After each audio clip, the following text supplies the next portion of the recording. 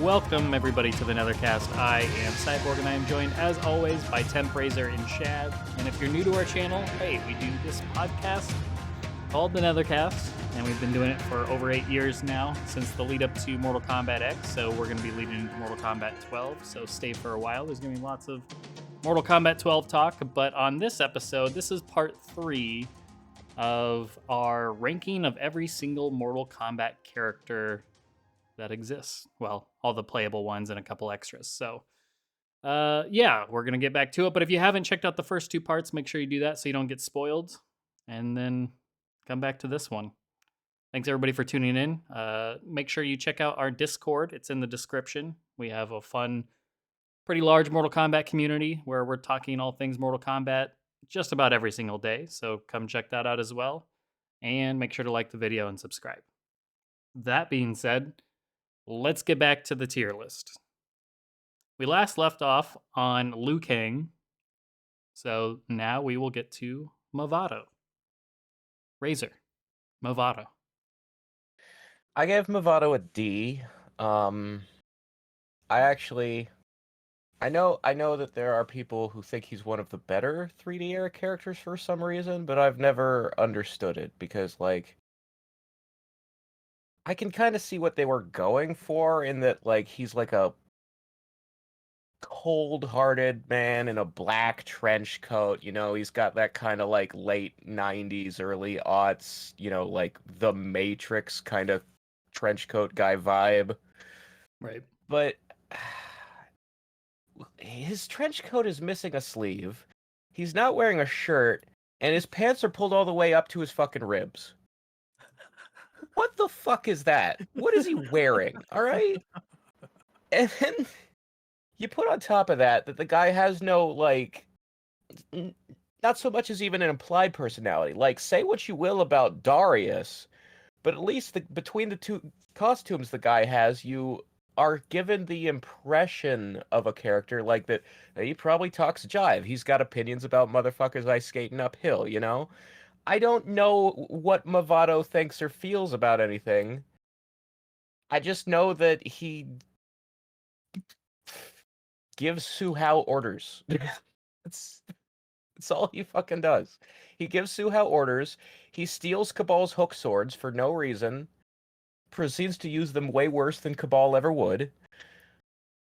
And he's got fucking elastic bands hidden in his sleeves. I'm sorry, sleeve, because he only has the one. Why does he only have one sleeve? I hate this guy. I hate him. But I can't give him an F because I would buy it if he was remade at some point. I would not buy a remake of, like, Chronica, you know? Sure. So D. The bottom of the Ds. Okay, so a low D, a low-hanging D. Shad? As we know, Movado is a character who exists. He sure is. I got nothing, man. He's just kind of like a glorified gopher. He's got nothing of his own apart from, like, the stupid quasi Spider-Man shtick. His identical weapon is stolen from Cabal. They gave him a better one in the MKX comics, but it's still kind of, you know, along the same lines. I don't know if it is better. It's just a hook sword without the hook. It's just it's something different, I guess. It's something that doesn't exist. It looks, I don't know. I would have given him like a fencing rapier like he has in his concept art, but I don't know how far they dug into that. Like, they must have dug into the concept art because they gave Suhao the Chinese flag tattoo on his face in the comic, but I don't know. I don't think they thought that hard about it. What did he actually do apart from, like, nearly kill Cabal, then come back and get his ass handed to him, you know? What stands out about him? Pretty much nothing at all. He was supposed to, like, replace Kano, like, be the new Kano. If I was going to replace Kano, I would look at what people like about Kano, and I'd try to at least get that far. Like, Maybe Well, they give him a tried. funny accent, you know? Well, this is attempt 2 of that after Jarek. Yeah, that's the other thing. It's Wouldn't not be even so a bad long for list either. either. No. So. And Kano's still around the Deadly Alliance, which makes it even more weird. Well, that's what I mean. Like they were setting up the Red Dragons for after Deadly Alliance. Like the end of Mavado's story is that he in his ending he kills Kano. You find out in Armageddon the ending did happen, but he didn't kill him. He just like took him hostage, and the Red Dragons have been like experimenting on him. I guess he did that, sure. But there's just no personality there, you know? Nothing to really latch onto. Here's my It's like they favorite just- thing is It's like they tried to make like a angry Hispanic Trent Reznor or something, and that was as far as they got. yeah, there is like the slightest hint that like, oh, he's Spanish. But it's just a hint. And it doesn't really like he doesn't like stand out. Like there's like you look at Vega from Street Fighter and his Spain-ness is part of his design and it's a little bit bombastic. A You little don't bit really ninja, get that. a lot You don't anime. really get that from Yeah. Movado. But like my favorite thing about Movado is that he was introduced, like the first thing you learn about him is he's killed Cabal, took his swords. In the very next game, he's lying dead in the back of Cabal's bio picture. They tried to do that thing where they hard sell the character by having them murder someone established, and it never ever works. It's a poor marketing tactic, really. Yeah. He's a D. I put him pretty much on the same level as I do Darius and Dairu. There's that deadly duo again. All right. Temp. So I think this is another one of those where I agree with literally everything everyone has said.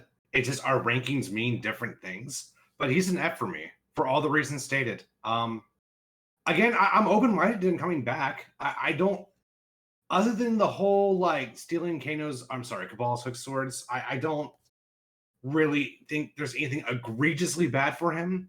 I can conceive of them giving him a second sleeve. I can picture that. So I think there is potential here, right? That would be a good start. Yeah, just I would do see something the about image the in my pants mind. first. Well, you can cover that up in theory. You just have to like, I don't know, maybe button up the coat. I don't know, dude. So I don't know if that coat has buttons. I don't even really remember what Movado looks like, to be honest with you. Who's Who Movado? are we talking? Who are we talking about?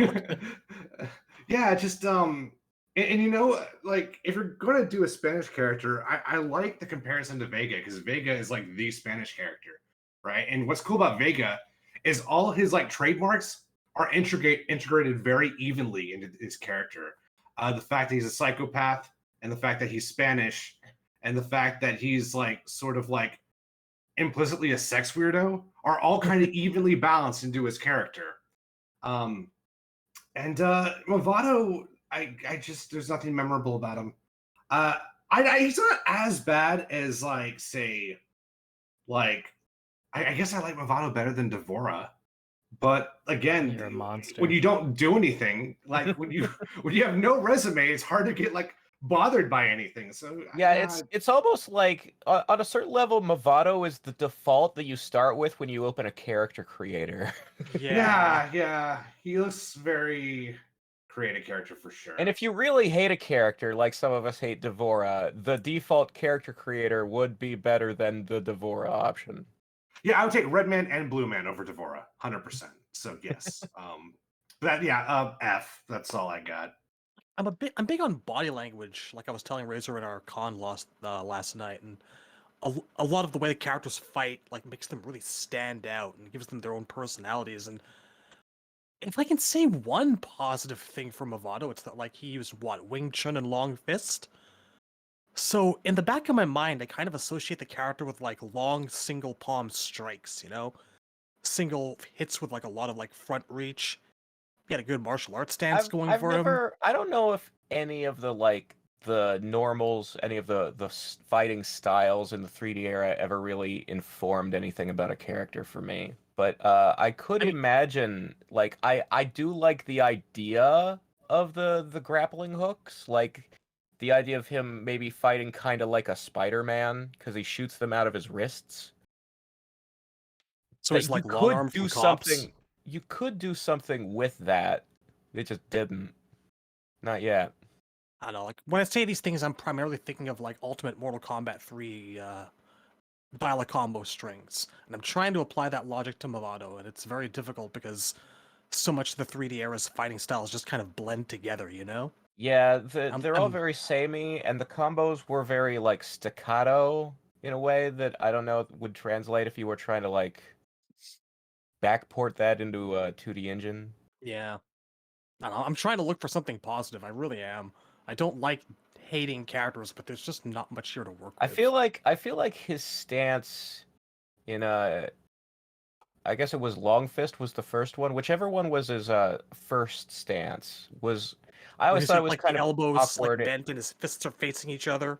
Yeah, he's doing that, and then he's also got one leg way out forward. It looks like he's doing like a medieval curtsy or bow, you know, like he's permanently halfway bowing at a like a formal dance, and he's about to get on the ballroom floor.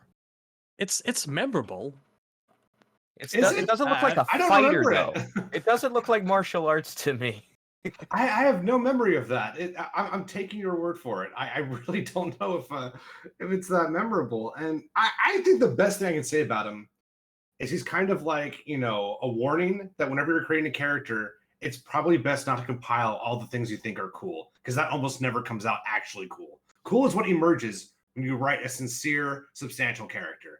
And that is just not Movado. For me, I put him as a D as well. I actually like him more than Dairu and Darius. Mm, I don't know if I'd go any more than that, but I might like him a little more than Dairo, but like I said, Darius seems to have an actual personality in his design.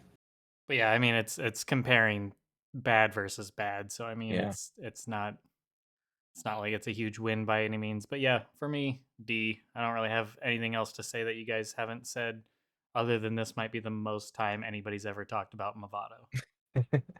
And it's only been what, a couple, like 12 minutes, so that's about that. And Look at them dragons down in the D tier. D is for dragons. one thing that is kind of funny is he stole Cabal's hook swords, and then in the very next game, Cabal started wearing a trench coat. So it's like, take that, dick. Uh, but yeah, all right. So moving on to meat, man, I don't even know what to think of meat. Uh, it's like between C and D, but it's like not like I can't say D just because it's there's nothing bad about it. Like he's just he's there, he's fun, so it's like. But then I look at everybody, you know, it'd probably be at like the back of the line of the C's. Like it's a high D or a low C, so I'll give him the benefit of the doubt. C. It's a harmless character. He's only ever there as like a extra for funsies skin. You know, it's not like he's you can't really argue he's taken up any slots or anything like that. So I'll go C. Sure. Temp. Meat loopholed his way out of F for similar reasons. He hasn't done anything wrong. The man's innocent. I can't really hold that against him.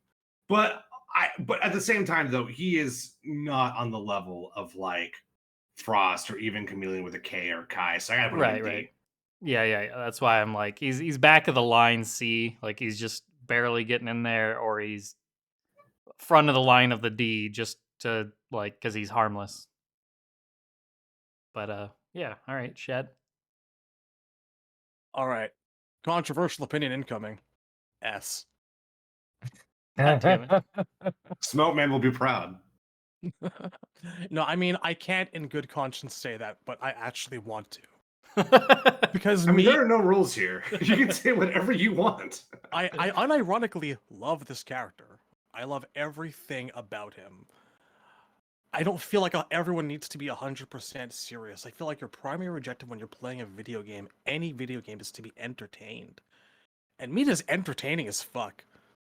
I've said it 1,000 times, I'll say it again. He is MK's best joke character. I will pay money for this as DLC. I feel like every joke landed. The weird accent he has in like Deception's Conquest, where he sounds almost British in a way, tugging on his eyeball to regain health. His weapons are cleavers. Haha, meat cleavers. Get it. Taking his head off and rolling it like a bowling ball. It's a joke character, and it's a funny one that just kind of pokes fun at like Mortal Kombat's reputation for gore and nastiness and being gross and all the death and the blood and whatnot. He's perfectly of a piece with all the Mortal Kombat jokes from like the earliest days of the franchise going forward. I don't need him to be a serious character. I don't need him to be involved in the story. Razor maintains he's a cloned body made for Shang Tsung. Maybe he is, maybe he isn't. I don't care. The point is, there's a skinless dude walking around, and it's funny. I mean, he did have a bio and ending in Armageddon. That's all I'm saying. Yeah. He He definitely doesn't exists. need to have one. He definitely exists. He comes out of the flesh bits. He's part of the world. But I really couldn't care less whether or not he actually was. You know, Lord be damned in this case. They could retcon his existence, and I wouldn't particularly mind very much. I wouldn't care where he comes from, because he makes me laugh. He actually is entertaining to me. I think there's actually more personality there in this joke of a character than there is in that entire D list of characters. I can't in good conscience put him above most of the C's, although I seriously want to. He's where he deserves to be, pretty much. He's a lower to mid C. Definitely, for me. All right, Razor.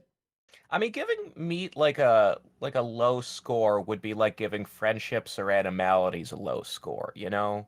Yeah. That's what he is to a playable character as they are to a finishing move. You know, he's a joke, but he's an inoffensive joke. Like, how can you get mad that a joke character exists if there's nothing like getting in the way of the rest of the game about them?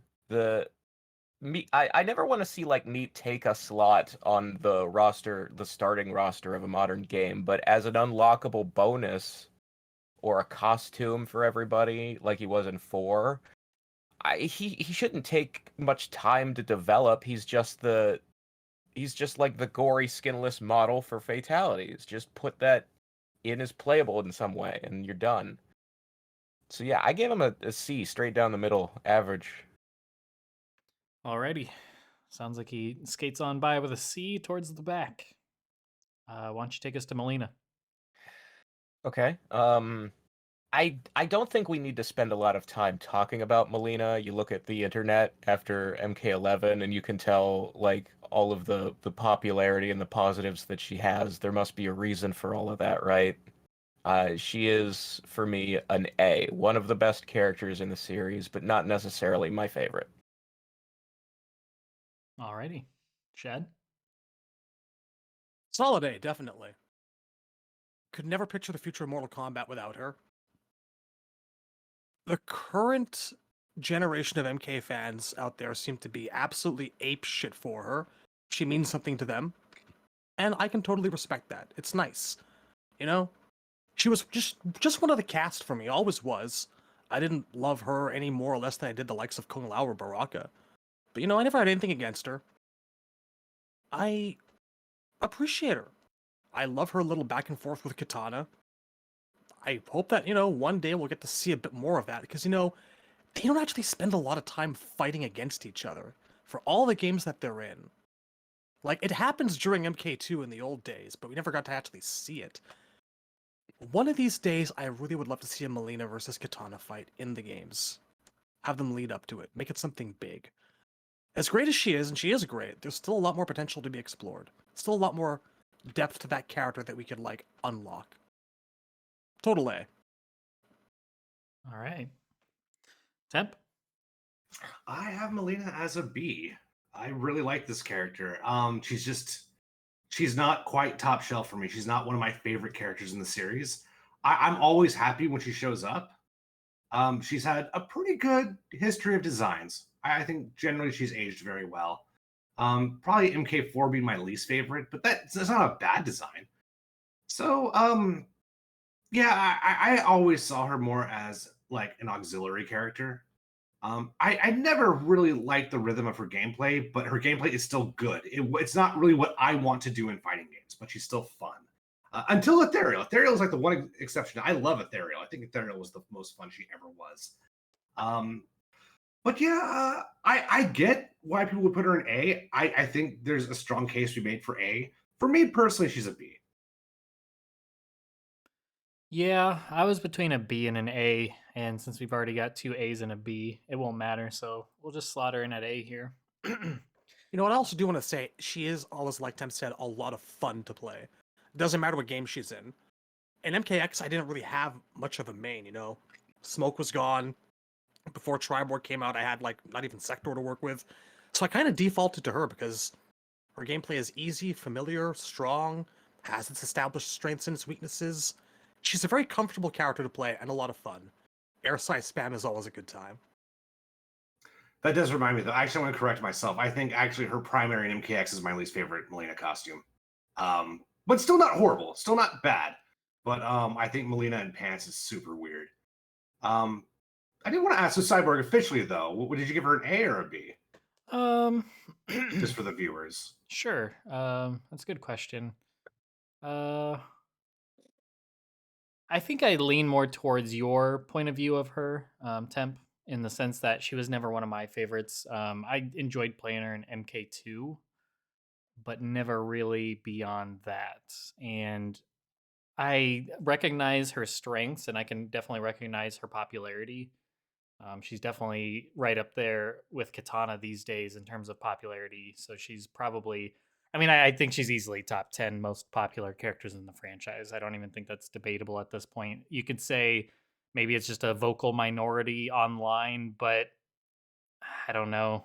She seems to just, that vocal minority just gets greater and greater, it seems like, as time passes on. I haven't seen any other character get that same level of fury about their presence. I mean, we obviously know there's the toxic portion of it as well, but beyond that, I mean, she still has a lot of fans. So it's hard to ignore that. And I've liked a lot of her designs. I actually really did like her MKX outfit. I didn't mind the pants so much, the one that she used in the comic as well.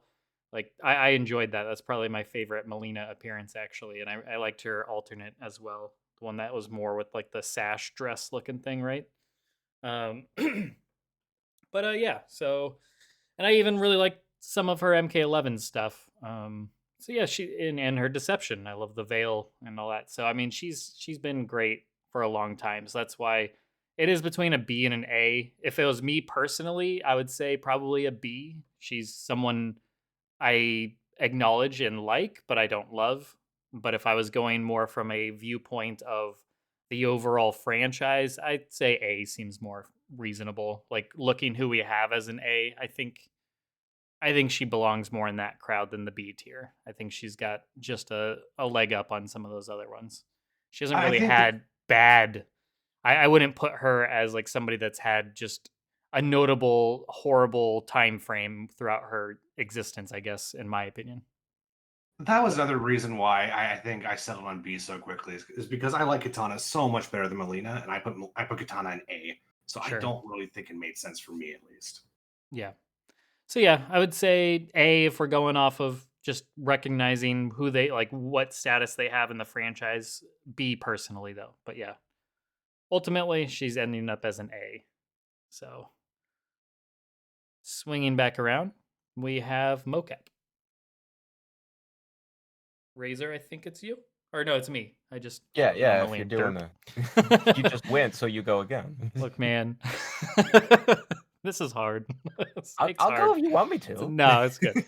Snaking's hard. Okay, so for mocap, I almost called him Striker because of the backwards hat. They're both wearing the hat. Yeah. And the blue and the black, yeah.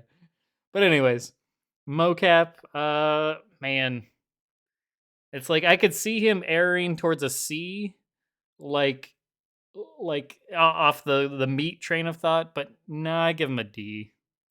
It's a soft D, but it's a D.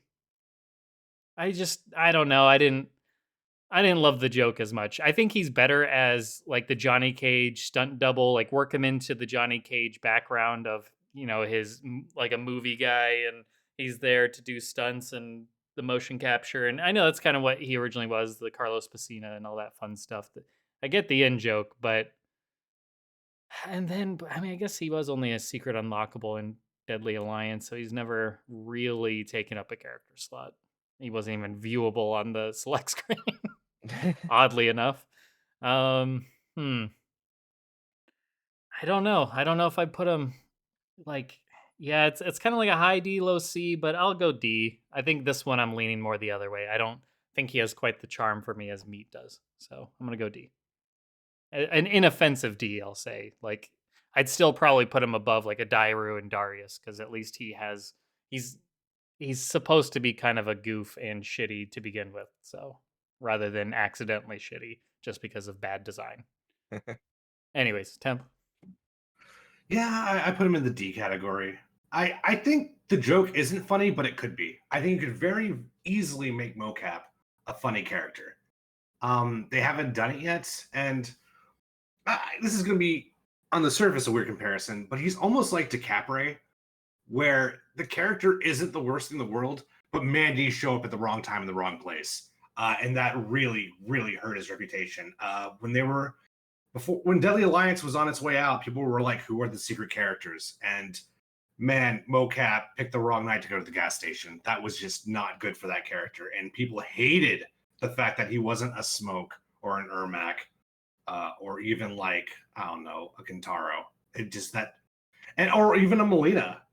So just yeah, really unfortunate debut. But I didn't really hold that against him. I did not take that personally. I think the joke could be funny. So, but right now it's not. So he's going to be a D. Alrighty. Chad? Temp's right. He got a lot of vitriol when he first came out.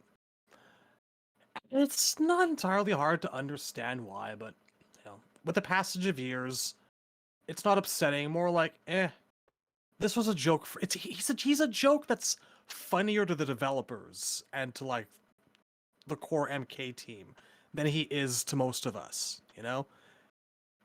We don't have like the same connection to the creation process that enables us to find this quite as funny for the most part. But he's a joke, but he's just kind of an inoffensive one, and he's just the general audience is really, I don't think, there for it.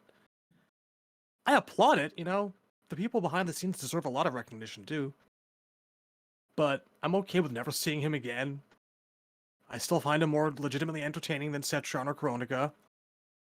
It's a D. I'll take the occasional joke reference from here on out, like Cassie's drink in 11. Small D, big balls. Razor? Yeah, I mean, what you guys have said is all pretty much my feeling as well. As a joke character, he is a less charming idea than Meat. I think that they were trying to do like a more modern version of like the equivalent of the Toasty guy. Like, it's funny when you hear Toasty, but why do we see Dan Forden's face? Most people aren't going to know who he is or why he's there. And they were trying to give Carlos a Dan Forden cameo. And it's kind of a dumb idea. I do think like as like in the world of MK that Johnny Cage has a motion capture stunt guy. You can do that like in the background of scenes as an NPC, or if you ever bring back the stunt double variation or gear moves like in 11, instead of some random blonde guy with the word Johnny like written across his chest in magic marker, it could be mocap. But I would question the logic if mocap was ever playable again. I think as an NPC, a goofy cameo is where he belongs. Yeah. So D is a fair score, like one step under Meat. Yeah. See, I like the blonde-haired Johnny Cage where it's obviously like not him. It almost makes me think, oddly enough, the Michael Myers in part 4, I want to say, where it had the blonde wig because it was the Ben Tramer mask or what. It was a I fuck can up. see it. Like the I would thing is, like- like whenever I see like a Johnny Cage movie set guy, like in the Challenge Tower 9, there's a bit where you fight a movie director and it's just a generic guy in a cap. It's like the entire time I'm thinking that should have been a mocap. Yeah, what I was gonna say is it would be nice if it was a random chance to see mocap. So like you get the blonde guy, but then you have like a 20% or 10% chance to see mocap. So make it something special. Even like 5%, like rolling a nat 20, right? You you just randomly see mocap instead of the blonde guy. I think that would be He's cool. like normally Johnny Cage has the green shadows and there's a chance to get a red shadow. If you Yeah. equip stunt double shadow kick, instead of red shadows, it's mocap. Yeah, something like that would be great. That would be a nice spot for him. I think that I would would make him appreciate feel that you would appreciate when you see him because it's something rare. That would be cool. All right. Circle, so straight D's for just a straight D for mocap, and take us to Moloch. Moloch is the most bare bones, underdeveloped, uncharismatic sub-boss we've ever had. I think you could do something cool with the ball and chain, and he had this like we were talking about when Draman was revealed. There was a big concept art piece with his backstory in it, and the art was really rad. Moloch had one of those, and there was a story on it about how there's this magic owl that carries his ball and chain around, and wherever it drops the ball, Moloch will spawn out of the ground and start rampaging like an ancient folklore legend monster. That would be sounds really super cool. cool. Yeah. Yeah. But Moloch as he is a D. Man, look at that. His face looks like he just received that news. Yeah, I mean that's the thing. He looks like a gorilla, and he probably has the intelligence of a gorilla. So it's just kind of a dumb animal character, and it's like he can talk in Deception Conquest, but why? Maybe he should have just been like grunting and hooting, and Drummond does all the talking, you know? Maybe he should do sign language, like. Now I just want a Ferrotor situation where Dramen's riding on Moloch, talking all the shit.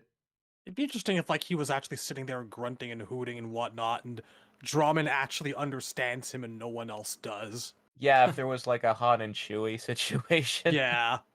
Yeah, that'd be fun. All right, Shad. I have kind of things to say about him than I do for most of the D list. I do consider the battle with him in Deadly Alliance memorable, down in that pit where, you kind of always need to stay away from him and like 3D dodge around him as he's swinging the ball around and avoid the pillars that he shatters. But yeah, as a character on his own, like, he's not nowadays. He's not selectable or DLC material to stand on his own. He would work well as an accessory for Drummond, or if they were a tag team together. I could see Drummond being playable on his own one day in the future, but I can't see Moloch. But I feel like they belong together. The Oni Destroyer and the Oni Tormentor. They're destined to be a dynamic duo. You see them together in Conquest. They're together in Deadly Alliance for the entire plot. They actually feel kind of incomplete without the other. But Drummond's just the more interesting of the two. So, yeah, I don't dislike him, really, but there's not enough there for him to justify future appearances as an individual character.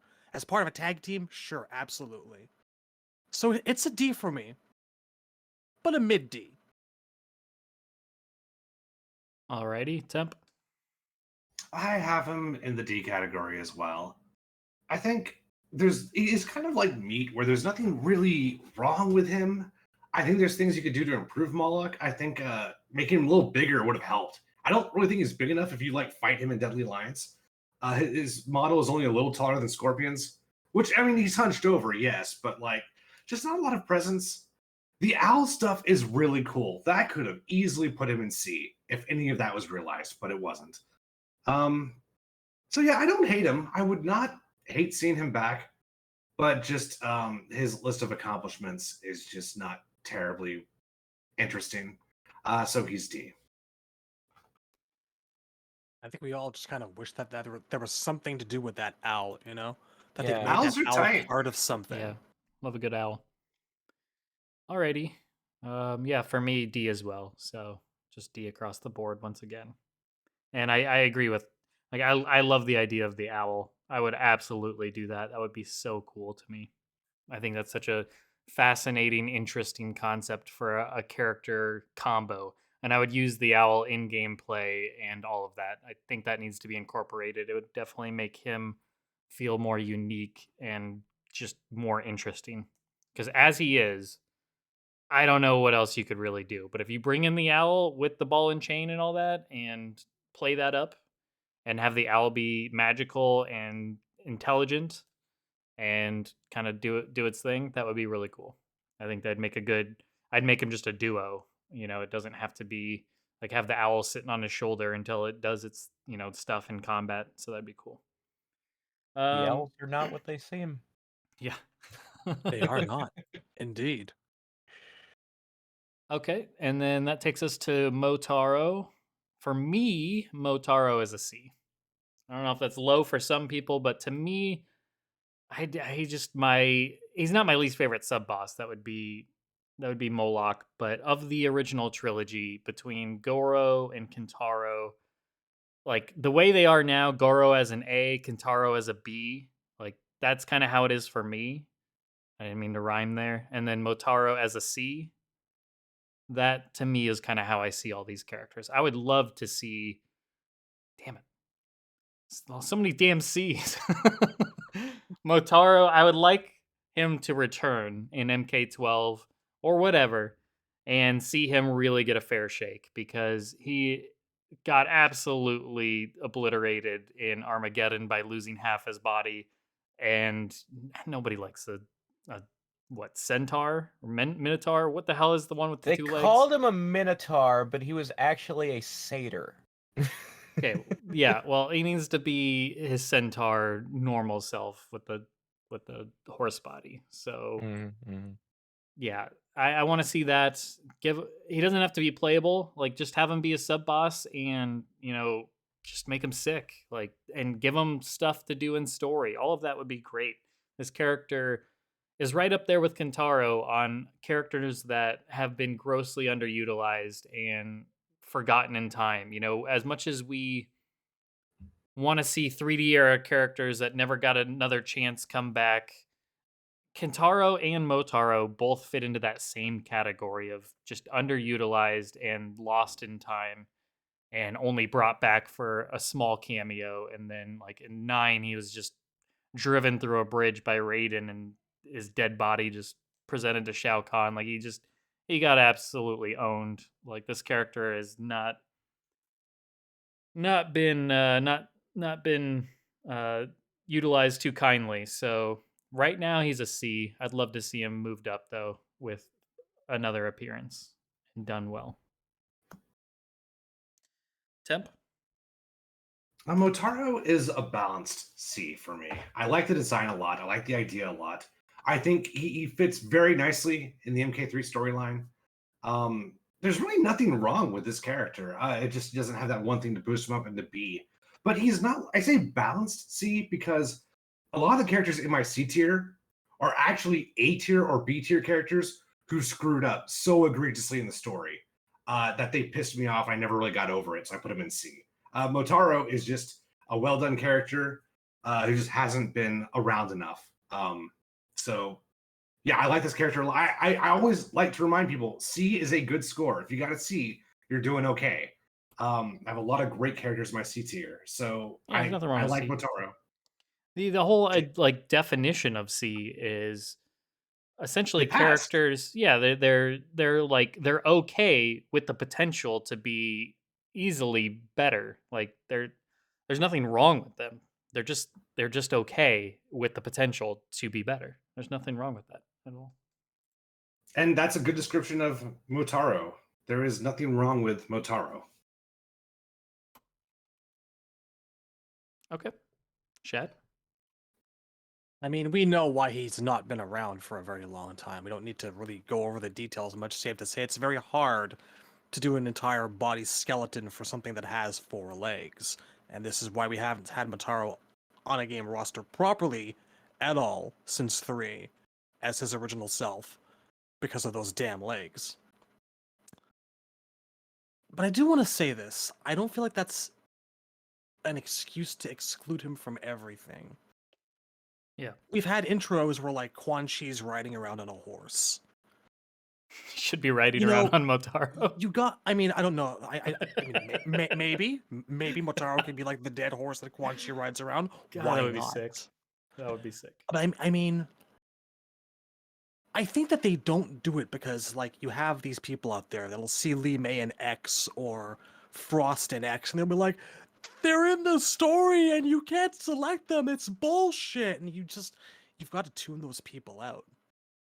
It's not having Motaro in a game at all, like gameplay or otherwise notwithstanding, is a crime. Because I want to know more about this guy. Yeah. Like the best insight I have into his personality is still from Annihilation, where he just kind of seems like this arrogant opportunist of a person, and I want to know more about him. Out of all of MK's bosses, actually, Kentaro is very hair pulling. Goro is, brain dead easy if you know what you're doing with jump kicks. But Motaro to me has always been the most fun. It's a fight that always feels like it can go either way.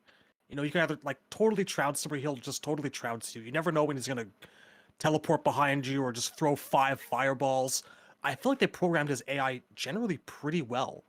He's an extremely memorable character, an excellent fight, a wonderful design, and he just gets the short end of the stick because of hardware limitations. And I hope that changes one way or another. Playable or otherwise, I miss this guy, and I really want him back. It is not fair. He is a mid C, but only for me because he's had so little relative appearances. You're definitely correct about him being the only classic sub boss that actually feels like a fight and doesn't feel like me trying. Or Goro's easy, I agree there. He's not really a challenge. But Kentaro feels more like a puzzle than like a Mortal Kombat arcade fight. It's like I'm trying to find all the exploits so I don't die. While Yeah. Motaro actually feels like an arcade battle. So yeah, I 100% agree there. Alrighty. I like this guy. I miss this guy. 3 C's so far, Razor. Yeah, I think you gotta go with C. He's below Kentaro but above Moloch. That's only fair. I almost gave him a D just because realistically he's only actually been in one game ever, and that we don't know anything about his personality. Like what would his voice even sound like?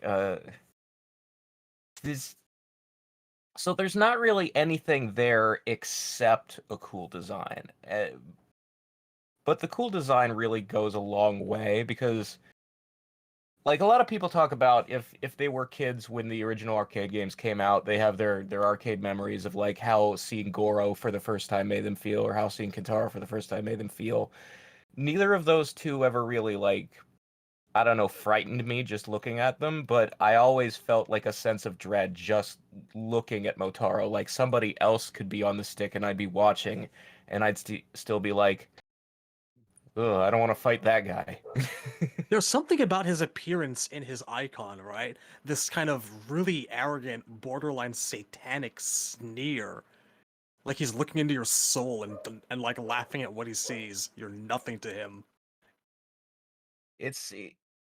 He's a cool looking character. I just wish he had more than the look at this point. But they'd have to put him in a game to do that. And even when they just used him as an NPC, like in 9, he could have been in a lot more cutscenes. Just because you can't fight him doesn't mean they should only like have him in the background once and then kill him. He's got the look. But yeah, Alrighty. I guess he's a fairly low C, but he's a C. Yeah, I still think we'll get around to organizing these tiers just to kind of put people on each tier where we think they rank within that tier. I think will kind of help make this look a little less weird for some of these placements in some people's eyes. But that being said, Nightwolf. Goodbye, horses. Would you Crying over you. would you fuck me? I'd fuck me. I'd fuck me so hard. So hard. All right, Nightwolf. Hey, Razor. you know what? Scarlet's not on this list, is she? She is. No, wait, she's no, there. no, She's there there. she She's is. in Right her here. fucking 11 outfit. The I hate Arabian those- desert weird God, outfit. they're so tiny. Not even recognizable. Okay, never mind. Go on. So anyway, Nightwolf. I don't know. I don't dislike him, but I've never really liked him. He's just straight down the middle average C for me. I wish I liked him more. I think something that he desperately needs one day is an alternate costume where he's wearing normal person street clothes. Because when John Tobias created him, he specifically said in interviews that he was like, I don't want him to be a big stereotype like T-Hawk and Chief Thunder. I want him to be more of the modern day and just like he's wearing the face paint because it's part of the shaman magic he uses and that kind of thing. But like in his day-to-day life when Earthrealm is not being invaded, he's a historian. He's like a professor, like a guy who works at a like Native American museum, you know?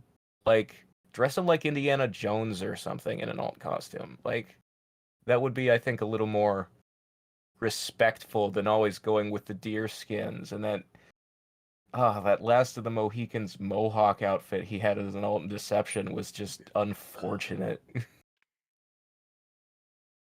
And I Alrighty. definitely don't want to see him as a cyberpunk rollerblader ever again.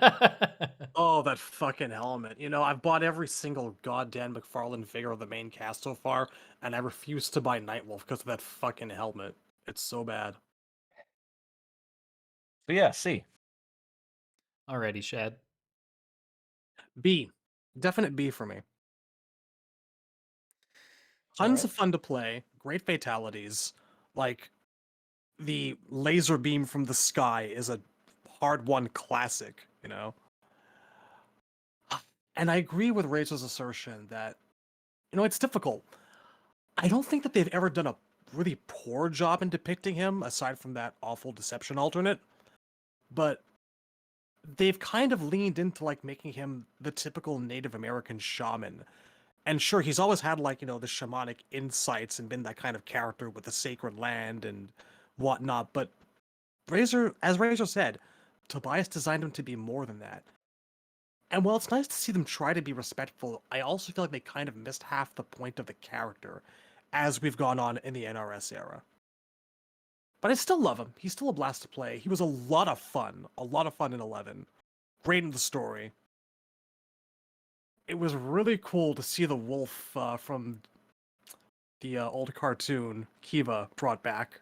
They did misspell its name, but They did misspell its name, but it's that's the what thought that happens when you get counts. things off the goddamn wiki. It's the thought that counts. So yeah, solid B. Just about up there in classic tier for me. Not one of the all-time greats, but always a welcome face. Alrighty. C, B, Temp.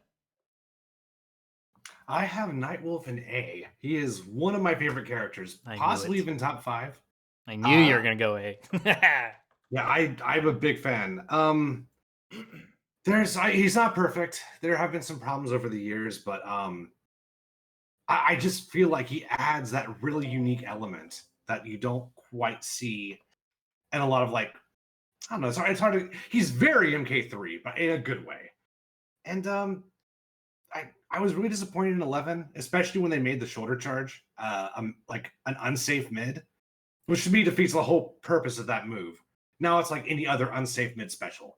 But in MK9, as long as they weren't neutral ducking, you always had to worry about the shoulder charge. And that made him so fun to play. I still think to this day, very underrated in MK9. I think he uses that engine maybe better than any other character. And I think he's cool. I like his personality a lot. All 3 of them. Maybe not MK11. Actually, I think he's kind of insufferable in MK11. They made him so angsty and one-dimensional, but it wasn't enough to bring the character down just because... Yeah, I don't know about that whole Grey Cloud backstory. Like, I used to be, like, living on the reservation and, I didn't have any money and I turned to crime. I don't need that. It's garbage. It's literally garbage. But I love even Deception. I know people don't like the Deception angle because it made him less shaman or more shaman and less like modern. And I get that, but I think it looks good. I like the colors.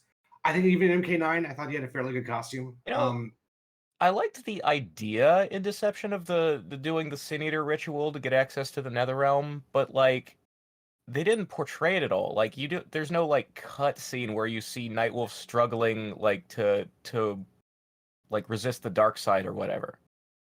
I didn't like it just because it completely divorced him from the rest of the cast. That was my only problem with it. Everything else was great. I like the idea. He is alone on a solo mission. Although it's funny that mission succeeds. Technically, Nightwolf defeated Onaga in canon. It would have been nice to have seen that. With the rest of the, that would have been cool if there was like a big reunion at the end of the game where Nightwolf, Shujinko, and Elder God Champion Scorpion are all there. Like that would have been tight. That would have been really good. That never happened, so it's a big problem.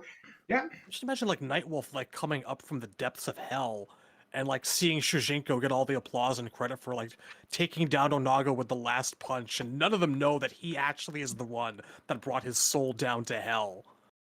Motherfuckers. Well, would have been cool. Okay, so if you wanted to animate that up, what you could do is that Nightwolf was like, "That's fine. I'm okay with no one knowing. That's not why I did it." And then Fujin's like, "I know what you did, and we appreciate you." And that's all you needed. That's all you needed right there.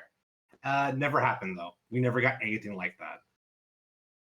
And I guess I like the idea of Havoc leading the Deception Warriors, but I feel like that could have been Nightwolf after Raiden went bad. But whatever. I mean, the whole thing is that he like has to be in the Netherrealm because his plan is to suck out Onaga's spirit into the Netherrealm and trap it there. That's like. But we already had two ways to kill Onaga, right? Like, there's already two people trying to kill Onaga. Do we need a third one? Yeah, but Nightwolf's the only one whose plan saves Reptile. Okay, fair enough. Fair enough. But yeah, I love Nightwolf. His gameplay, and that's really the tension here, is a lot of these picks are gameplay inspired. So it's always important to kind of reframe that every once in a while. But yeah, Nightwolf is fantastic. He's literally one of my favorite characters. A. Yeah, for me, he's a B. So we've got A, B, a C, and now an additional B. So I think that's just a B straight through. I like the design. I agree he's very MK3. Loved seeing him back in Deception. Thought he was awesome in MK9. Love Moonbeam. Gameplay's always fun. And yeah, I dig it. So I can't remember who said it, but he's always a welcome face when he shows up, and I agree with that a lot.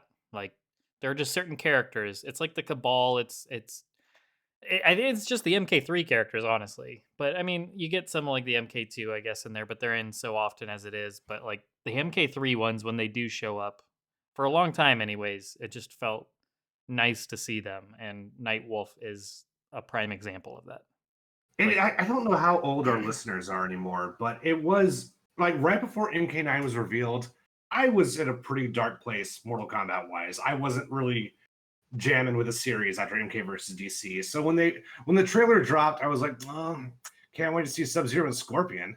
And then Nightwolf was in the reveal trailer. I'm like, what the heck? What? Nightwolf? Sector? What? And that was that inspired a lot of hope that got shot down about a year later when Cyber Sub-Zero killed Goro, but or beat him up. Yeah, so it's that was cool. That really is a good point because no one expects Nightwolf, and then when Nightwolf shows up, it's like yes. There is something I want to say more, but we'll leave it there. I mean, he's been a part of like I think of the best. I'm trying to say like the best rosters throughout the series have had Nightwolf on them.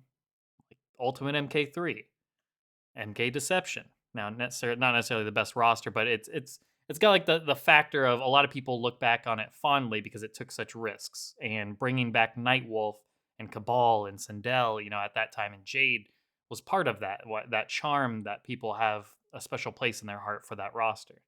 MK9, and then even MK11, like I still thought it was a decent roster, and him coming in as DLC, like is just another example of like you can't get upset at Nightwolf showing up as DLC. That was a good inclusion. But anyways, rounding it back. Again, I don't dislike Nightwolf, but one of the reasons 4 was one of my favorite games at the time was because the village people were missing. Sure. Like if it was just the cop or just the construction worker or like just the Native American dude, it wouldn't be as egregious, but you had like a good 3/4 of that entire roster. You were just missing the construction worker there. That's it. Rounding it back to Natara. Natara for me, this is tough. Like, I'm looking at the B tier and I'm looking at the C tier. And to me, she's somewhere in the middle. Another character that kind of straddles the line. Straddling. What was I saying? B tier, C tier. Gosh. I'm gonna go B. Like, I might feel slightly high, but I'm gonna err on the generous side for her. In my opinion, she was one of my in the half of the Deadly Alliance roster that I really enjoyed, along with the with Frost and Kenshi. She's up there, and honestly, a lot of it just goes through design. I love her design. I think she's got a super sick design. I want to see her come back just for that design. Who doesn't love pirate vampire? It's just a fun character archetype to me, and yeah, I'll take it. Just leave Cyrax alone, Don't send him off into the lava abyss. He's got enough problems as it is. He'll probably go into that lava abyss on his own accord without you asking him. Anyways, I mean, she kept her word. She was nice to him. Yeah, anyways. But Look, Cyrex fans are in a dark place. Look, I gotta bring it all. It all has to come back. It all has to come back to Cyrex. All right. Let me connect my dots.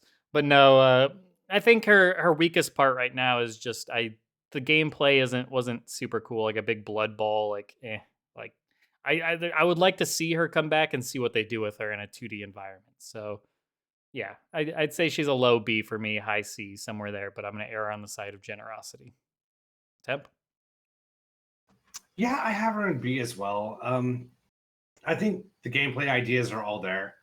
It's weird, but somehow her Deadly Alliance costume primary actually kind of works for me, even though it's essentially just a wing woman in a bikini with some gypsy things going on. It's the eye flap, man. That eye flap adds a lot. It's not undersell that eye flap. It's cool. It is a unique way to wear a headband. Yeah. So yeah, I think she's cool. I think there's a lot to work with there, and I would like to see her back. So And her friend. I don't know. What's up? I'm just being stupid. Yeah, no, she's cool. I like Natara a lot. I would even say, I don't know. Like, I feel like there's still things to do with this character. Her alignment, it's hard to say what they'll do with her, like in terms of like good versus evil, because she was always kind of in this weird like gray zone of like I'm listed. My card lists me as good, but I do a bunch of weird stuff to Cyrax. I don't know. It's kind of there's some tension there. She's out for herself, which means they will portray her as evil. Well, that's what evil means to me. It's like selfishness at that level is a version of evil, so I'm okay with that. Yeah, but she's not like side with Outworld takeover realms evil though, Yeah. But they will put her on that team the way they put Cyber Ninjas there in 9. There are no more neutral characters anymore. Havoc has to be the villain of a story and whatever. well, cyborgs, I mean, don't have free will, so I would definitely not say they're evil. So I wouldn't say there's any evil version of Cyrax, unless right. But I'm just like in 3, all they cared about was capturing Sub-Zero, and they would actually fight against Outworlders when they saw them because they were in the way. But in 9, they joined Shao Kahn. Yeah, that was awful. But yeah, I mean, just not a lot to say other than like a lot of gameplay ideas I'd love to see like realized with Natara. I think she's cool. B. Alrighty. Shad? Lower B is just about right. Like, you have a character that has all the makings of a mastermind. I would never paint her as a villain either, but the hijinks that she could get up to and the alliances she could feasibly form with any single faction or character, if you were to involve her in the story, is limitless. Excellent design. only has one real appearance to her name. A little bit of a bio for her in Armageddon. The start of something with Ashra that never really got off the ground that I wish I could have seen developed further. Wouldn't mind them taking another shot at it. There's something there. Only real weak point is lack of an actual move set. And I was never actually a huge fan of the alternate, like, Japanese Kiss black metal fan. I don't know. Bit too on the nose. Didn't care for the boots. But the main outfit is something to be admired. So yeah, definitely a lower B. Alrighty. Razor. I gave her like a C. So first impressions, like when it was revealed Deadly Alliance was going to have a vampire in it, I was really bummed out about that because like traditionally MK comes up with like their own original monster designs and it just felt cheap to like go, yes, vampires exist in this universe. But Mm-hmm. and also like when you play as her, she has one of the lamest, most uninspired move sets in Deadly Alliance. Like she's definitely bottom tier gameplay wise in terms of like being interesting or creative. She's down there with Draman and Su Hao. But I do really like her story. I really like the actions that she had with Reptile and Cyrax. I do like that she's a neutral character, not an evil character. Technically, in her little Armageddon mini arc between her and Ashra, she's the good guy and Ashra's the bad guy in that. And I think that's, interesting. I think that there is a little bit of a handicap there of like, she was introduced as an outworlder trying to free her own realm, and she immediately succeeded at that. And then from then on, how do you work her into a story? Because like, how do you get someone who's in their own realm doing their own thing back into the Earth Outworld Netherrealm stuff? And that was a bit of a problem. I mean, you don't have that problem now because reboots, but I don't know. I think Natara's hard to work with, and her moves sucked and definitely needed more redesigning. But I think she has a lot of potential, so it kind of breaks even C down the middle. Hard to work with. That's going on our performance review. Alrighty. So we've got 3 B's and a C, so that keeps her at B. All right. Next up, it looks like we got No Face. Razor? All right, so No Face is from Special Forces, and that's the only thing he's from. At least it was until Snowblind. But even in Snowblind, he has no lines, and they never say his name. He just kind of throws dynamite at stuff and sets people on fire, and he's like, in the background of some scenes. I think he lives longer in the movie than Cobra did, though. So He did. that's nice. So I think the natural inclination for most people is to give him an F. I don't care about him. I don't need to see him back. It's whatever. But I like No Face more than that. I gave him a D. I think that there's an implication that he could be interesting because he's like, okay, here's a pyromaniac who's all scarred up because he burned himself. That's basically the same backstory as the Flash villain Heatwave and the Batman villain Firefly, and I like both of those guys. And I think you could just do that guy at some point in MK, but he couldn't be in the same game Sector's in, could he?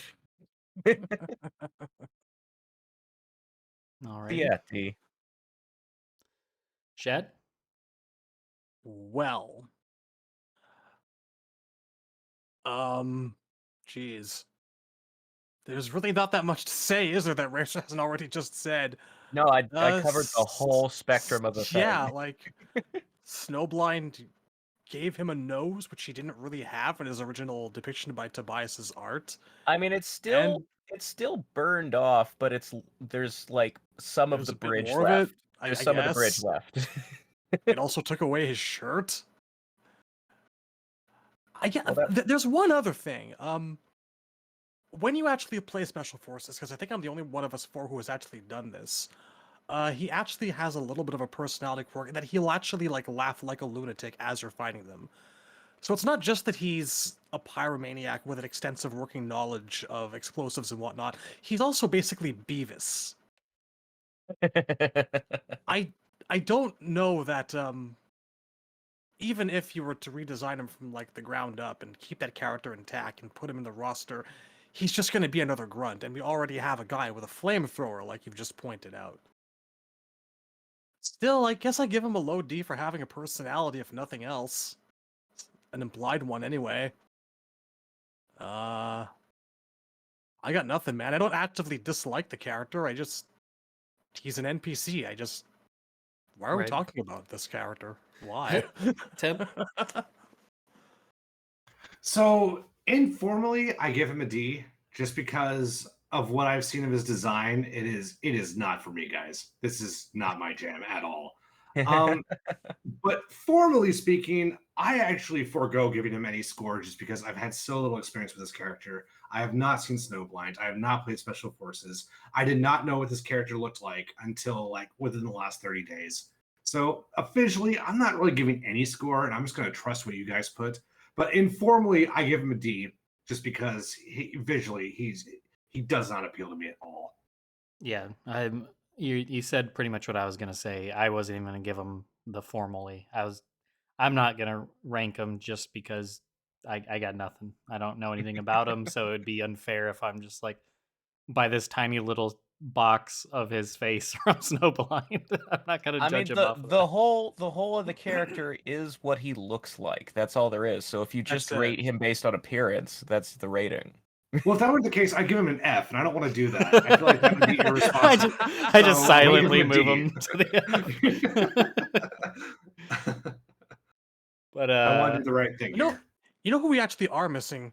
If we're talking about this guy, we should probably devote some discussion to like the mythology's gods and Kia and Jataka next time, because they're not on our list. This tier list is incomplete. And yeah. Kia and Jataka actually had some lines and fights. Yeah, one or two. See, this is what happens when you let No Face It is. in. Here comes all the other ones. You give a mouse a cookie, it's gonna want its seat at the table. You know that stuff. It's gonna ask for a cookie. I don't know, but all right. Going from No Face, we'll stick with the D, the double D that you guys gave him for his official ranking there. And moving on to Noob Saibot. Whew, this is tough. Once again, I'm like between A and B for him. So I'm gonna go.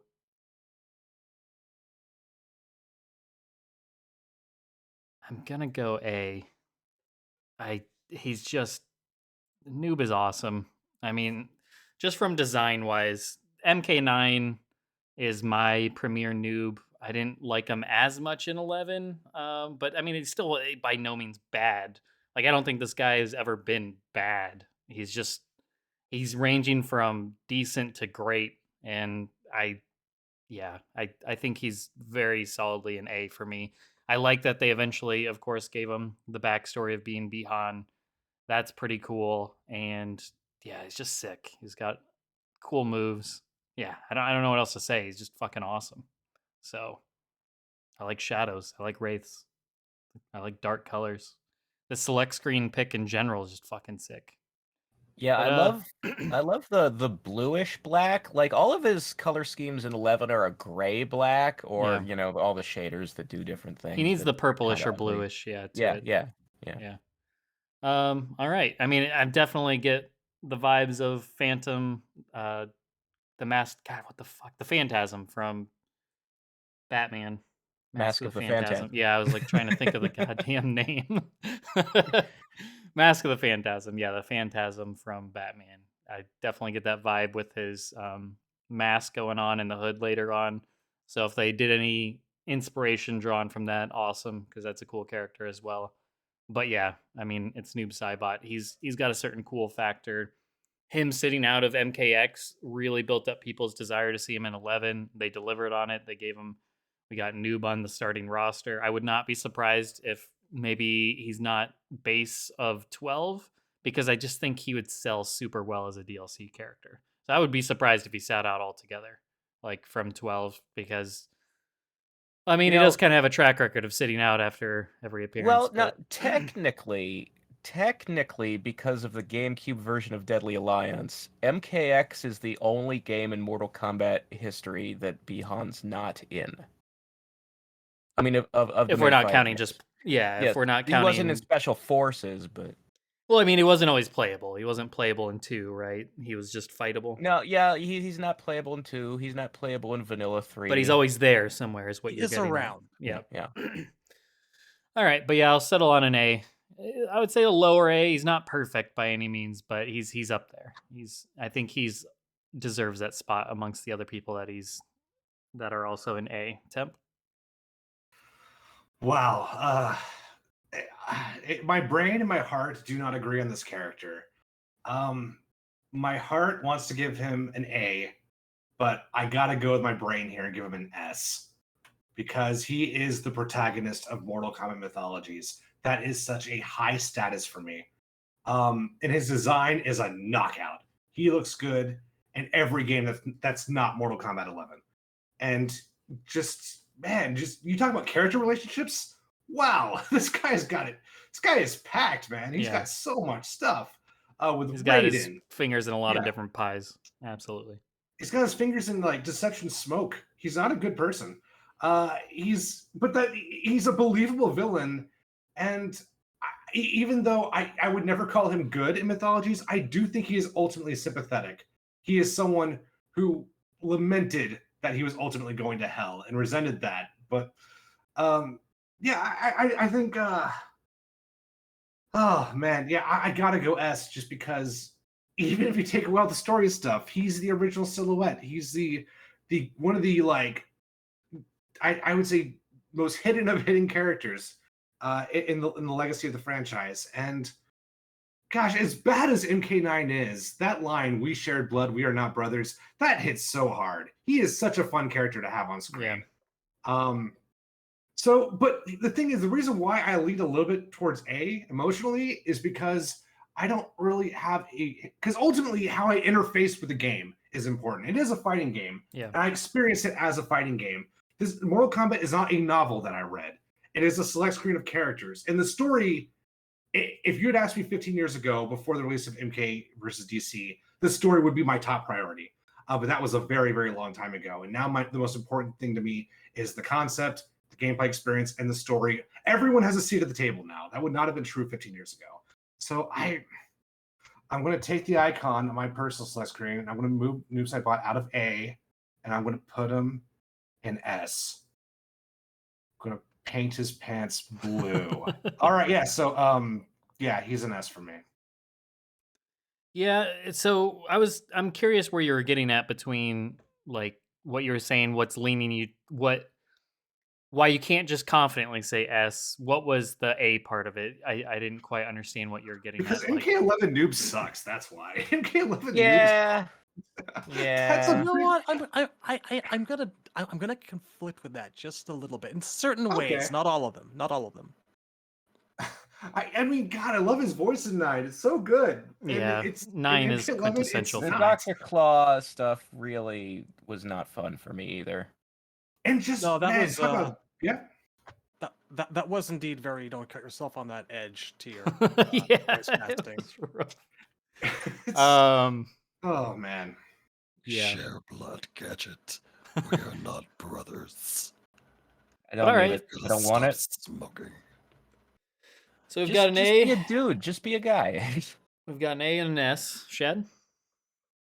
Noob Saibot is a masterclass in serendipity. To this day, I think that my favorite thing about the guy isn't even so much the story, although that's great, the gameplay, although that's usually pretty fun, but it's like the series of coincidences that kind of lined up and like enabled this identity to be constructed from like the relic of one character solidified into a completely different one, to the point where the logical thing to do was bring them both together. His real world history is the most fun thing about the character to me. And now we get to the actual in-game history, and it's wonderful. I wouldn't call him sympathetic like Temp does, but more like unfortunately damned because he does it to himself. And it is a hell of a thing following that story from mythologies, like through the original games and finally the big revelation and deception. If there's a weakness there, it's just that after the whole cyber smoke, cyber demon thing in Deception that they followed up a little bit of with in Armageddon, they never really hit that kind of height with him throughout the NRS period, you know? They've shown us that that's definitely a place he wants to be, but there's just never any room for it in the plot. I think that they did him a disservice in 11 by not actually involving him a bit more in things as far as things went. Like, there was every room to have him, I think, confront his brother or Scorpion, and they just kind of don't have that much of a relationship. I would rather see him, like, go after the Revenants. Like, yo, that throne should be mine if Yeah, Quan Chi you know? and Shinnok are out of the way. Something. It's like he just kind of doesn't care about his brother or Scorpion anymore, and I can see the reasoning in that, but it just also feels like there's a bit of an empty space. But anyway, love the character, has had some wonderful fatalities throughout the ages. Yeah, absolutely. I actually tend to think that 11 is my favorite game to play as him in, though. He was really tricky to use in 9, and in Trilogy you just feel guilty for using him. And as the recent MK Plus hacks have shown, when you use him in Trilogy and he's not broken, he's actually kind of a bitch to play, honestly. But solid classic character all around in all of his incarnations. I give him a very high A. Not quite S, not what I'd call 100% perfect, but very damn well close. All right. Razor? See, I really didn't like playing as him in 11. I think his 9 gameplay, like, unfortunately low tier, so not necessarily, like, viable, couldn't main him, but pressing his buttons was fun as fuck. Like, that's my noob Cybot, gameplay-wise. But, he's an easy S for me. Bihan's one of my favorite characters of all time. That's one of the reasons I argue so much about, like, no, Bihan should be a villain, don't turn him good when you reboot, is because I love Noob Saibot so much and I don't want to lose that. You know, there's Just, also something else. It's like his existence is the basis for Kuai Liang's character. Kuai Liang is the story of what if this guy, but good. Not what if he was not an actual fuck up. He's the polar opposite of his brother. I love the idea of a guy who's like, I'm not bad, stop calling me bad. Why does everybody say I'm bad? And then finally he goes, all right, fine. If I'm gonna be bad, I'll be the worst. Well, you know, I know they didn't do it on purpose. If they did, they're brilliant. Yeah, But no, you- obviously they lucked into, hey, what coincidence that this guy and all the stuff that happened in mythologies, and then he dies in 1, and then this character is introduced in 2, so there's no point where they overlap. They totally could be the same guy. Why don't we just do that? Like, Wasn't that theorized on Mortal Kombat Online? It Somebody came up was, with that yeah. theory. We blew him up so bad. I have heard that it was a fan theory, and then, like, Vogel was convinced to do it, but I never actually saw that myself. I saw the thread. I Yeah, it was remember always seeing like- I remember seeing the thread before that became confirmed, and then it happened. So I was like, oh, maybe they saw that idea and went with it. Well, I Like, was it going to was- add it was- that, like, It was the separate appearances. It was the absence of Noob where there was sub 1. Then there was like Noob having the freezing moves as like copy pasted code in MK4 if you did easy fatalities. It was Yeah, just a that's probably the it was main a thing long that string of things. the fact that he has a Sub-Zero fatality in 4 really kind of, like, it feels like, how is it not planned? You clearly gave him that fatality on purpose. Yeah. well, to me, and what I mean was they did this on purpose. They're brilliant, but I know they didn't do it. Yeah, no, they but- didn't. They lucked into it, but it's the most amazing luck in history. Well, specifically, what they did on accident was they used Noob Saibot to perfectly personify the concept of Carl Jung's shadow, like perfectly. The idea of am I good? Am I evil? I'm just not going to think about it. I'm just not going to face my shadow. And ultimately, that's what consumes him. That's what kind of leads to his doom. He literally that- becomes Shadow Man. Yeah, it's very, very smart. And It's a shame that no one ever intended for that to be that way. It's a beautiful accident, but he is such a perfect literary example of Carl Jung's shadow. Temp, And I that's love why that I call him sympathetic. What's up? I love that you're bringing psychological aspects and analysis and theory into this. This is what makes this great. This is Yeah, wonderful. that's no one else does this but us, really. You are, honestly. yeah. We're here doing what Nintendo don't. It's wonderful. Alrighty. So we got 2 A's, 2 S's, and it sounds like we'll probably go up to an S then, as we have in the past. So it goes up to an S. So you don't have to just imagine it anymore, Temp. Alrighty. Take us to Onaga, Razor. So like I said when we were talking in a previous episode, at this point Onaga is my favorite boss because they've really driven Shao Kahn into the ground. Even so, he's only like really been in 1.5 games. You can't really count Armageddon as a full appearance. So like he definitely needs to be fleshed out more. He's kind of bare bones, but I still love the idea of the Dragon King, so I put him in a B. Alrighty. Shad? There's a lot to like here. I think he's Mortal Kombat's last great like master boss, end boss.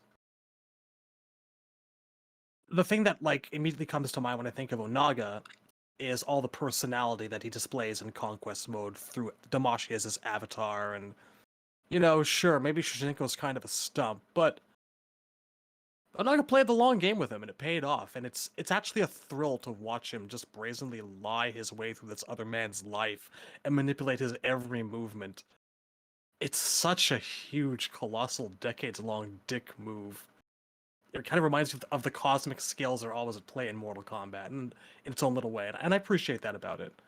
Not the best actual boss fight in the world. Solid design. I really do absolutely want to see him back one day. So, it's tricky. He's just really had the one appearance. And a bit in Armageddon. Yeah, you know what? Low B is a good place for him. Also, special mention to the fact that he's the only person throughout that entire Armageddon meeting of the forces of evil who is just not having any of this shit. Just isn't there for it. Fuck you all. I'm gonna go do my own thing. I'm not listening to this. I'm not working with this man who tried to kill me. He poisoned me. He did murder me. Great character. Just wish there was more. Temp? Dude. I would especially like to see like the old Onaga that is implied to have existed before he was assassinated, where like I would like to see if he really was like a good guy or if his rule of Outworld is just remembered more fondly because it was more like lawful and less of a monstrous, Mad Max wasteland. Yeah, there's a fun history there that could be explored someday. I would hope. I would personally like to think of him more as evil, just because that lines up more with Shujinko's experiences with Damashi. I have him in B. I like Onaga a lot. He's not my favorite villain, but he is my favorite boss of all time. I don't think Shinnok functions well as a boss, but he's my favorite villain. So, just in terms of like my favorite person on top of an arcade ladder, I've always been partial to Onaga over Khan. And I like Khan. Khan's fine. But Khan is exactly what he needs to be. Onaga, I think, is much more interesting as a character. Because I don't think Khan's... Well, let's not get that. That's going to open up a whole can of worms. We'll get to that later. I think in terms of like charisma and just presence and like, I hate to use the word majesty because I always think of strong bad when I say that, but majesty. He's great. He is such a picture of what a fighting game final boss needs to look like. And Shinnok wasn't that. Shinnok will never be that. And that's why, if Shinnok was that, I wouldn't like him as much as I do. I like him because he's such a fucking weasel. He's such a dick. And he's laughing about it the whole time. Nothing will ever compete with the presence of Onaga. Yeah, favorite boss. I give B's good. I can't. It sounds like I'm giving him an A, but B is a good ranking. I insist on that. So yeah, B for Onaga. For me, Onaga, I gave him a C. He's not been my favorite by any means. I think there's still potential there. He's my ratings basically are like my disliking, I should say. My only dislike towards Onaga has always been the design, and I think that's just a relic of the time that he was introduced into the franchise. You know, the big, bulky, blocky type models they were using back then in the 3D era. While fine for like Everybody's kind of made of popcorn yeah, in the 3D era, yeah. like Just the it's art style okay of it, for man. it's okay for like a humanish figure, but then when you're introducing a big character like him with wings and everything else that he's got going on and the hands and the feet, I did not like the way it looked at all. I mean, I'm just looking at his select screen picture and it's still, I just don't love that. But I think with today's technology and how good the graphics are today and the models especially, like just the face and everything else, I'm sure they could do him amazing. So it's definitely like a middle of the road for me where I think there's potential to grow. Like I rate anybody with a C. So, but ultimately with the three B's and the C's, or three B's and the C, we are at a B. Now wrapping around for Quan Chi. I'm going A for Quan Chi. He was one of my favorites in Mortal Kombat 4 to play. I love the telestomp. I loved his appearance. Classic outfit in 4 is great. Obviously, mythologies. Just the role that he's played has been tremendous. He's got a little bit of the Kano factor in the sense that he started really getting like I think most people were, but I was one of them that was just burnt out on Quan Chi after so long. Him being such a like focus of every game. He's just always that guy that got so much attention. A lot of things people, take Devora to task for. You could say about Quan Chi, maybe less so about the killing, but more just how much he's just there and constantly a factor in play. Like I love the Deadly Alliance. I thought that was super awesome. I like that whole storyline with him and teaming up with Shang. I love that look, that classic look in Deadly Alliance as well. He's had a lot of great looks. I even like the X stuff that was more like towards the end of like Hellraiser with the black and going really more deep into the necromancer side of him, the skull on the chest and all that stuff. That was great, and the spikes. Yeah, I love the voice, love the design. Gameplay wise, I mean, pros and cons. I think he's got some cool stuff, but then some other stuff just feels a little weird, like the Hell Bats. I didn't really love the Hell Bat or whatever the hell that was. But yeah, yeah, I think he's an A. Especially the fact that he sat out completely from 11 has helped kind of rejuvenate that a bit for me, keeping him there. If he was in 11 and was further, a central focus once again, then it might have been a B. But yeah, I think he's an A for me. Temp? Man, I've gone on record so many times on Quan Chi saying this is not one of my favorite characters, but I don't think he's a bad character. This is very much a cake versus pie kind of thing for me. I've always found Quan Chi a bit boring. I don't find his motivations terribly interesting. The whole like Hellraiser aesthetic has never been my thing, right? So he's fine. I don't personally like him, and I think he's really boring. I ultimately give him a C. It's once we're done with the tier list, it's going to be very obvious what I like about villains when you compare like Shang Tsung and Onaga and Shinnok. Shinnok may have the same ultimate motivations as Quan Chi, but he has just enough of that Hamburglar energy to make him feel distinct and to make it feel real. Shinnok feels like a real person to me. Quan Chi never felt like a real person to me. He's just cool for school. I know everything. Like I want power, and everything after that is just sorcerer, man. He's not my cup, but he's not a bad character. I'm trying to put my biases aside. He's not a bad character. Like he's just he is what he is. He's not my cup, but he's not. he's not bad. Like I always go back to Goro. Like Goro should be A or even S for me. But I just the deception stuff really bothers me. Quan Chi's not like that. He just does not live up to what I look for in a fighting game character or even a fighting game story. But he's a good character ultimately. Just I put him in C. I think all that averages to C for me. Alrighty. Shed? Hang on a second, I'm still struggling here. He tickled you with that Hamburglar stuff. If we take one fucking thing from this episode, I want it to be Sherlock has Hamburglar energy. I would really like to like deep dive psychologically examine that. Yeah, what does that mean? Well, I think it's my perception, but I can't define it, but I actually agree with it. Like I can picture that fucking MKX voice going rubble rubble somehow. I can almost kind of see, like, certainly Shinnok is a very like goofy eccentric personality, like yeah. very has a lot of energy, but I always compare Shinnok to Emperor Palpatine. Yeah. And I guess see how Palpatine and the Hamburglar are both over the top characters. Shinnok has an emotional spectrum. Shinnok will smile and laugh, and I think that's really what Quan Chi is missing for me. He's a stoic in the worst way. With a side of fries. I think Palpatine also has hamburger energy. These are good things in my opinion, but we could bookmark that topic, of course. Let's not unpack the Hamburglar energy. Let's just accept it. I guess we have to.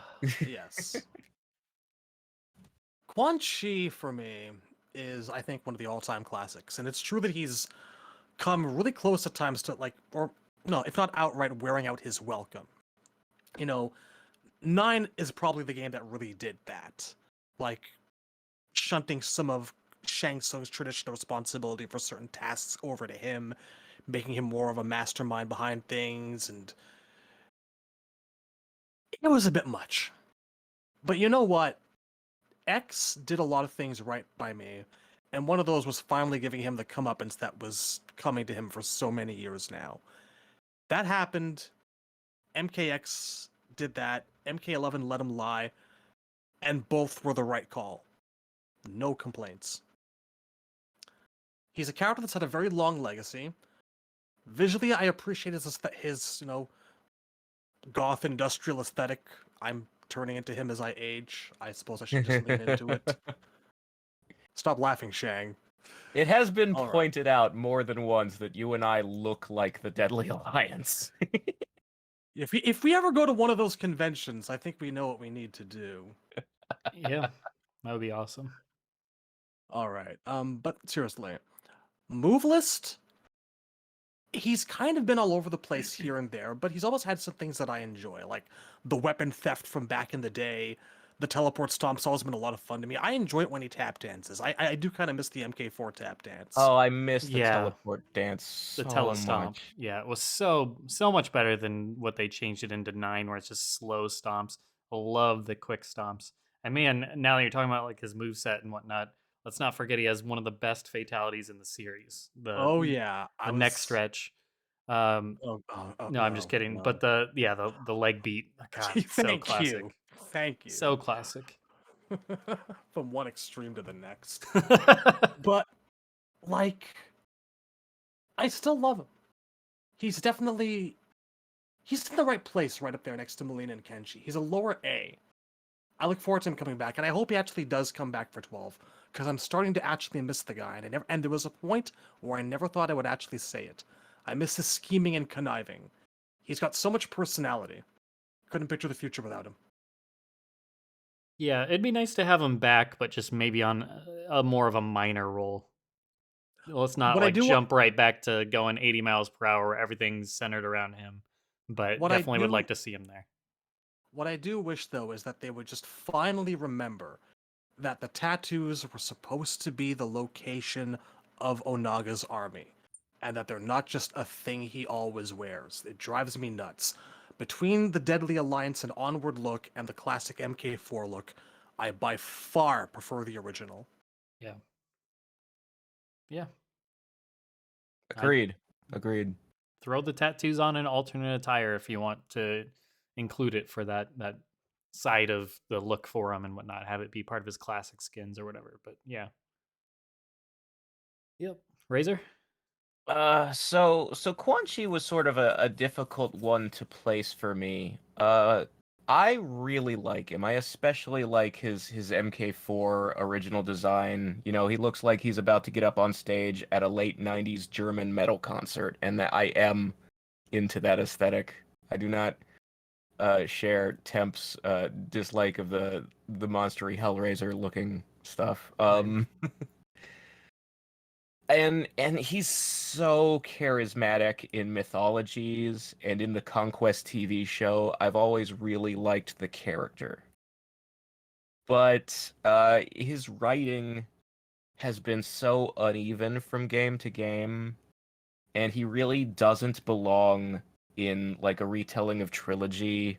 And so like I did feel it hard, the getting sick of him being shoehorned into 9 and them stealing every like smart moment Shang Tsung and Shao Kahn ever had and giving them to him instead. Did not feel right. I This ended is up after they landing had on a legendary team up, and they already showed us that Quan could kick his ass yeah, in a no, one-on-one Quan fight. Chi absolutely should be a master manipulator. Like, he is responsible for the entire like lives of Scorpion and Noob Saibot. And he's great in that. But I don't need to see him at MK1 or MK2. That feels wrong. Yeah. And I ended up landing on a very high B. So like first of the Bs. Because Mhm. I really like him as a villain. I just don't want to see him come back in every single game. Alrighty. So we've got 2 A's, a high B, and a C. Does that go up to an A, or do we go high B? I would say that high B is a fair place for him. All right, we'll bump him up to the start of the B's. Take us to Raiden. Oh, I'm gonna get a lot of flack for this when Here it it goes comes. live. I gave Raiden a C. I am so done with Raiden, man. I just have ever since MK4 I've wanted Fujin more. Yeah. I love the Threshold Raiden. That character is an S. But NRS Raiden has never been the Christopher Lambert or Jeff Meek Raiden. And I just don't like this guy. This boring exposition man, this Michael Bay's Optimus Prime. Oh. I can't stand him. But I also would it's not I don't hate him enough for a D or an F, you know? And obviously like his moves are like I love the tackle and the gibberish, but you know, the gibberish wasn't even in MK11. And they can't decide like, oh, we'll tease Dark Raiden and then we won't write it. He's so boring. He's so fucking boring. And the people who love this character, who are like the top 3 are Scorpion, Sub-Zero, and Raiden, they have to be in every game. They don't love Raiden. They love Raiden's hat. It's about the iconography and not the character. So yeah, he's a C for me. And I know that's the lowest anybody's gonna go probably, but Alrighty. Chad? Oh, this is one of my most difficult ones. Because, you know, you're absolutely right about the iconography being much more of a prominent feature than the actual character is himself. You know, sitting back and looking at everything about this guy, like he is as much a visual piece of classic Mortal Kombat as I would say Scorpion, Sub-Zero, or Goro. You know, whenever I think of Raiden, I think of like his special moves, I think of the teleport, I think of how much fun he actually is to play, or I think of like that really awesome shot in the opening of Mortal Kombat 3 where he's giving you a warning that he can't help you anymore. And then like a year later in Trilogy, he sacrifices his humanity to do it. Not to get into like what Razor and I think his original story is when in MK1 and 2. We have different opinions about that. But that's the part that I enjoy, is playing as him and seeing him around, you know? When it comes to the character himself, he is kind of, unfortunately, boring exposition man, and to a degree, like, especially starting with 9 and like the character assassination that went on there, I kind of feel like the Raiden that I love kind of stopped existing after Deadly Alliance, maybe. You know? It's like he's not there anymore. Like, what I loved was an image of him that I had thanks to like the Threshold media and the movies and whatnot. I still enjoy him, but nowhere near as much as I used to. When I used to play MK1 and 2 in the arcades a lot, like, he was the guy I would love to use the most, and on SNES and Genesis. Him and, well, Scorpion and Sub for the most part in 1, and Melina a lot in 2. Raiden was always one of my mains. But I have enjoyed him much less as the years have progressed, and I wouldn't say that I like Fujin more, but the character has become kind of tiresome for me. Like, they just don't really know what to do with him. Like, they try to make him a mentor figure, but they portray him as a dumbass. They try to make him all dark and serious and angry, and then they instantly turn around and they walk it back, and it goes nowhere. It's like he can't progress. About the nicest thing that anyone ever did for him was like the tail end of 11. Oh, he's immortal now. He's free of all that crap. Good for him. Now he can just walk off and die somewhere. You know? It's sad to say that. So I have a lot of love for the character, but not what the character actually is, all said and told. So it's a low B for me. He's there with Onaga, I guess. Unfortunate. Alrighty. Temp? So I give him a B as well. I think, I mean, I really honestly feel nothing when I look at modern Raiden. But he would be a C, but I put him in B just because I love his MKX gameplay. I remember seeing the trailer at EVO 2014 for Raiden and MKX, and he's doing all the Big Trouble in Little China, like lightning effects, and the screen is just filled with lightning, and I'm like, finally, that's it. That's the way Raiden should look when he fights. He should be so bombastic and intimidating and just fill the screen full of just with light sparks everywhere, right? And then the game comes out, and if you've ever watched Perfect Legend play Displacer Raiden, it just teleport combos all over the place. This sort of like really cool mobile neutral game. He looks so cool. And we only got that once in history. Raiden has never really been that cool from a gameplay perspective ever, except in that one moment of time. I think even day one, I still think he was the best character in MKX prior to the DLC, prior to the patches. They neutered him pretty bad in that game, unfortunately. But Razor brings up a really good point. Even though I give Raiden a B, his hat is an S. That is a great hat. And it's true. That is what he was my first favorite character. Before I knew anything about Mortal Kombat, I saw the guy with the rice hat, and I'm like, that's my character. That's my favorite Mortal Kombat character right there. Have a nice fucking day. And then that persisted. That persisted for a good while, but his gameplay just has not been there, really, with very few exceptions. And he's gotten really boring in the NRS era. But yeah, Threshold Raiden is great. I haven't seen a lot of Conquest, but I remember liking Conquest Raiden. He seemed cool. Just very, very just hollow and low in presentation. And I really don't want to bring up the whole Ebcar thing, but even the way he's written is not very good. He's very stale. So, but the rice hat, I give him a B. Alrighty. I used to want to run around in that hat when I was a kid. It's a great hat. I own a Raiden hat. The hat is an S. The mascots of Mortal Kombat are Scorpion, Sub-Zero, and Raiden's hat. The guy under the hat could be fucking anybody, and I'd feel the same way.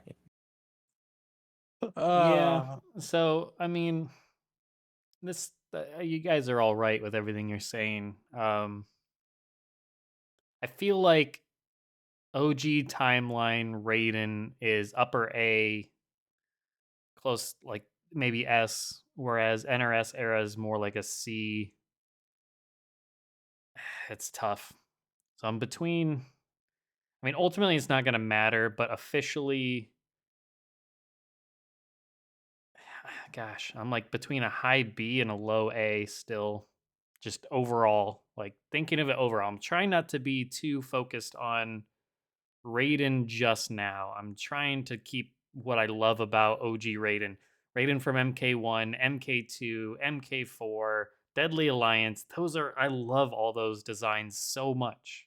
And I had a lot of fun playing him in those games. And like Shad mentioned, the teleport, the just the design is so cool. The electricity going throughout his body and whatnot. I just love that. And I love his fighting stance and whatnot. Just his two fingers out and it's just sick. It's a sick design. And yeah, the hat is sick. But I'll just give him an A, a low, low, low A, the last on this list. But ultimately, it's not going to matter because he's still going to a B, even if I gave him a B. So he ends up at a B. God, that's sad. What's that? God, that's sad. Yeah, I think he needs a timeout. He needs a game or two away. I don't even necessarily think it needs to be a timeout. I think they just need to change the way they write him. Like Well, if there's he's that. in 12 but he's written differently personality-wise, then, I'm ready for, I'm ready to see a Raiden that I will like at any point in time. Yeah, I mean, you're not wrong. It's just more I like the idea of a game where you sit out because it's not only if you come strong with writing right away, it's going to be harder to shake off that. Just I don't know. I feel like when you have a game off, it kind of helps. It helps the cause a little bit. Like I think of like the I can see Barakas and that. stuff, Yeah. where it's just like okay, or even Quan Chi. It gives you a little bit of that absence, makes the heart grow fonder. Plus, better writing could really go a long way. But yeah. But anyways, B, and then going to Rain. Oh boy. Oh boy, Rain. Rain. Go away.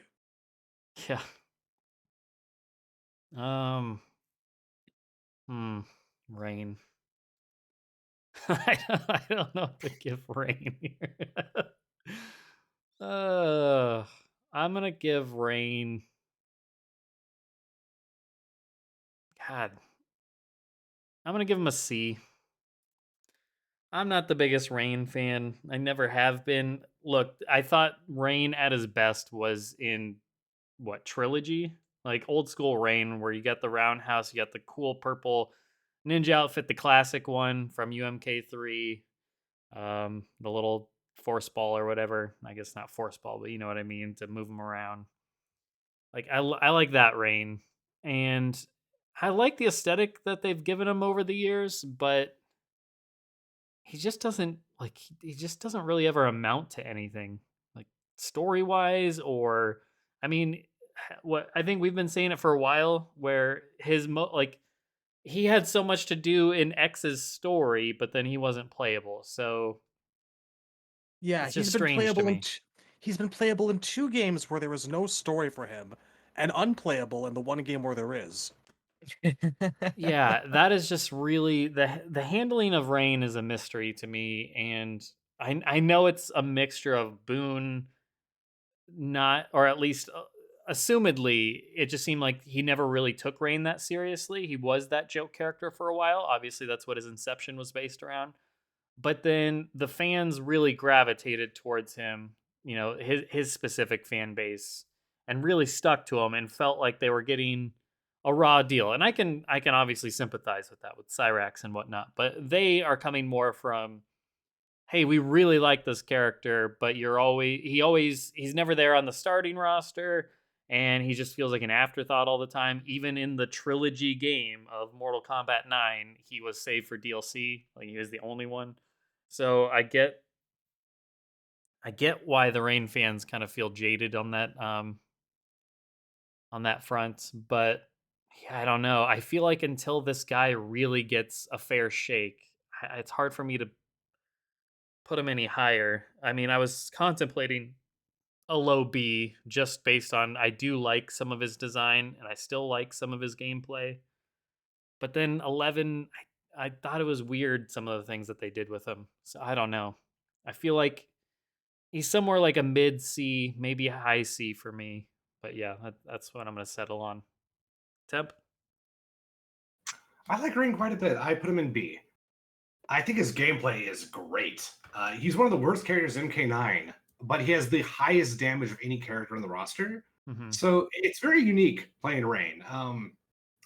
So it's like driving a car that has insane horsepower, but it feels like it's about to fall apart any second.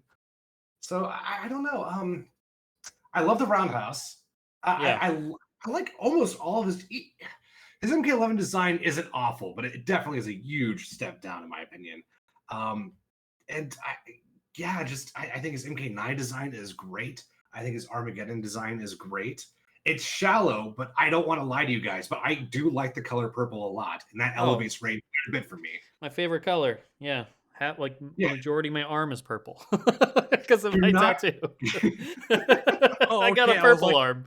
I was like, you should see a doctor. Yeah, no, you should take No, off I'm the gonna tourniquet. leave it because I love the color. Yeah, I love purple. I should take this tourniquet off. It's been there for a week. You know, not every character needs to be a Liu Kang or a Sub-Zero Kuai Liang. I think he is fine what he is, and that is what he is a lot of fun. So yeah, Rain's cool, and the roundhouse is cool, and his gameplay is cool, and his designs are cool. He's kind of a dumbass, but I think that actually elevates him. It doesn't hurt him. I think the fact that he's kind of a silly character works in his favor. I just So want to see I more like of that, you know? Like if he's truly going to be a dumbass, like play it up. Play this guy as an arrogant, like thinks he is a mastermind because that's, what they've, tried to stick on him for a while, and it's like make him the character that thinks he's a mastermind but he keeps fucking things up. Like I even love the fact that he's always DLC. I think that's funny. It makes me laugh. I think it's hilarious. I mean, I don't mind But- that, but I feel like if he's ever gonna level up and become, in my eyes, like a strong B or even higher, I feel like you really got to actually give this character any sort of real role. Like, give him something, and I just feel like that's been lacking. I'm just afraid if you do that, he's going to hurt someone else's story. I feel like if you force Rain into a sort of like a character relationship with like a character that actually is like strong in the lore, that could actually hold them back. And I feel like Kodal kind of did that with Jade in MK11. Mhm. So I want to be careful with that. I see where you're coming from. It would be cool if he had more like presence and charisma in the story. But I think even if they did do that, I still think he'd be stuck in B. I don't see him going into A. Yeah, that ship may have sailed unless unless he catches a string of just rank like a lot of possible. good stuff. But yeah. If Baraka can do it, anyone can do it. Well, I mean, Baraka's a B, so I don't know that Baraka has done it. Fair enough. Fair enough. Now, if Yeah, he's in 12 and he's amazing in 12 after being pretty damn awesome in 11, sure, maybe he gets there. But yeah, all right. Shed? So, I like the guy a whole bunch. But I worry about where they're taking him. I really do a little bit. Because I like him specifically for the reasons that you've just outlined a little bit. That like he has these joke origins. He starts life as like a reference to Prince in a game where he's not selectable. There's a lot of that going around, as you can see. And then we move forward for a little while, and he shows up in like Deception's Conquest mode, and he gets his ass knocked out by Jade. Meanwhile, over in Annihilation, he's being brutally murdered by Shao Kahn in his only scene. Then Baraka gets murdered, and it's footage of Rain dying again. And like Armageddon comes along, and he's just this complete asshole blowhard who thinks he's hot shit. like, there's this running gag of like Rain being like the fall guy, the dipshit shucklefuck, the useful idiot. Like, one of the things that made me the happiest in like the MKX comic was when he just starts sitting there gathering these gigantic storm clouds about to rain down havoc on like Kotal, who just fries him by parting the clouds and bringing down a single like sunlight beam. It's classic Rain. Just, I feel like there's actually a place for him in future retellings to be part of the Mortal Kombat 1 tournament, rather than like the likes of Reptile, who I think should be keeping a more low profile and being all secretive and sneaky. He could be jobbing so that Baraka and Reptile don't really have to, you know? Now, I don't want to see any more people invited to the tournament who weren't there. I mean, I think there's levels of acceptable to it, but anyway. In terms of gameplay, he was fun from the get-go. I always have a good time playing Rain, no matter what game he's in. I feel like they've added a lot of good things to his repertoire that have really added to the character. Maybe the hand squirt gun thing in Armageddon wasn't one of them, but, you know, they can't all be winners. Some excellent fatalities, some very, very silly and stupid ones. Pluses and negatives on both grounds. The thing I worry about for the future is that, like, in 11 they tried to portray him as, like, being an actual strategic genius. Now, to be fair, they Like- only said that on the website bio. I worry that that's how they actually think of him, though. Hmm. I know that Well, like, it works if. Oh, I'm sorry. Go on. there's a whole other fan base that comes after us. Remember this. There's the fan base, the younger fan base of the newer games. And this character, like Melina, there's this whole fascination with the Edenian characters. Like, they Well, represent royalty. the interesting thing, there's an interesting thing where all of the love for the Edenians that you see in like the Twitter generation doesn't apply to Kitana. The things that they seem to like are you have to be like royalty or royalty adjacent, you have to wear purple, and you have to be evil. It's, I mean, it's the gay community, and I don't say that insultingly. That's just Poot said it best. Is It's the- Kitana not sassy enough? Is that I the- don't know. It's a personality thing, and it's just what they represent. feel It's like- the I don't know, Molinas, there's, like, it's the Rains, it's Sindel. I mean, they feel represented by these characters for one reason or another, and that's kind of what it goes to. I don't know why Katana doesn't. I worry about what the, I don't like, know. the- You have to ask the gay community. I don't know. I worry about what the evil part of it, like what that represents in the value systems of the people who are fans of those characters. Like You see, they relate to the is- selfishness and the collecting of bling. Mm-hmm. they listen to the Edenian music. All right. But seriously, getting back on track. I kind of love him because he's a chuckle fuck, a borderline joke character that's not all the way there, that still dips his toes into the real world. I'm almost getting a bit sick of him because he's been around quite a bit lately. You know, I think I can actually take a game without him being present. Take or leave. Well- It's more than time for him to be part of a main roster, sure. I just don't know if that time is now. You're saying, Temp? I was just going to add the strategic genius thing works perfectly if Rain is the one saying it. Then it's brilliant. Yeah. But Yeah, if right. someone That else makes says sense. it. Yeah. Yeah, that's what I was getting at. Like, he himself should be a strategic genius in his own mind. Oh, And of he should course, be yeah. that Yeah, like, type of his character. whole yeah. his whole backstory is like the Edenians wouldn't let me be in charge of the resistance, and that's why I turned on them. They don't appreciate me, and Shao Kahn does. Yeah, if they knew how great I was, the character. I love that. Yeah. Yeah. I'm gonna go and make my own resistance to the resistance. Yeah, that could be a lot of fun.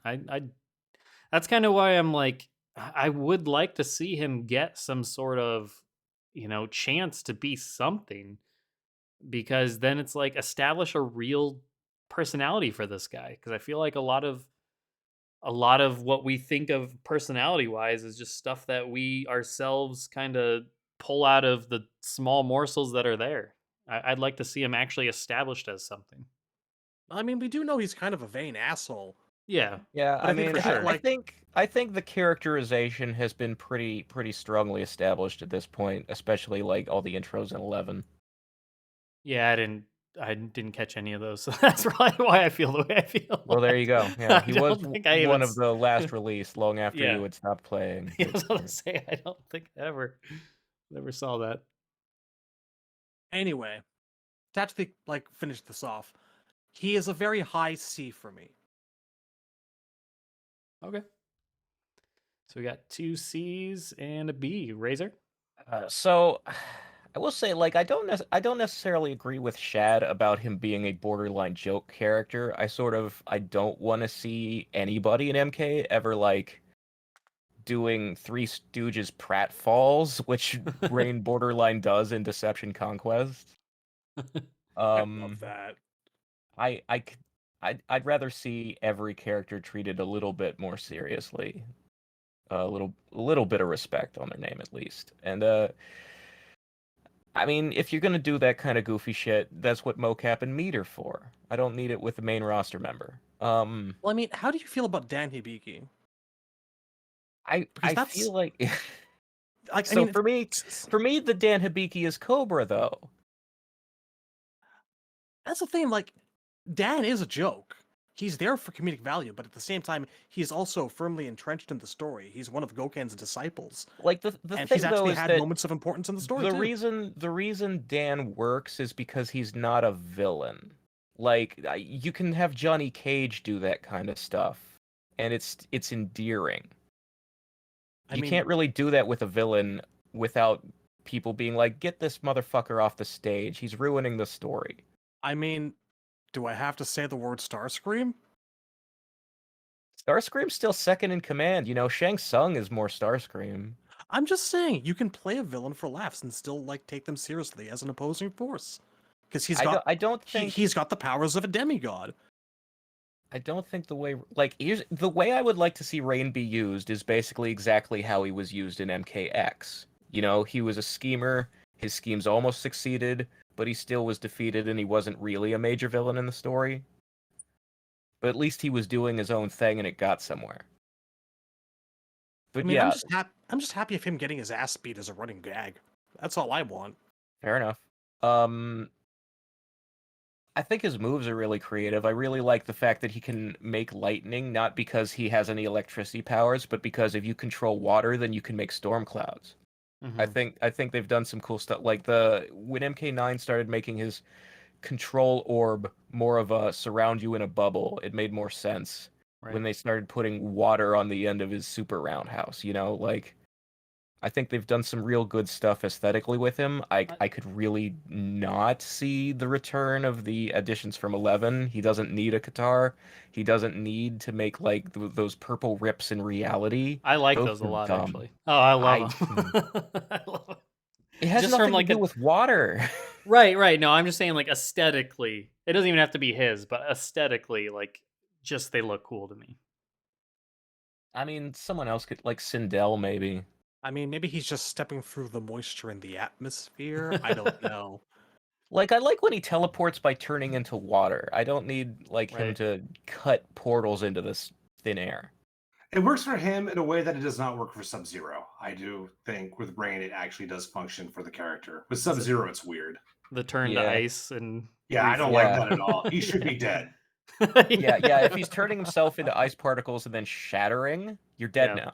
It is Where's very your consciousness? It is very strange.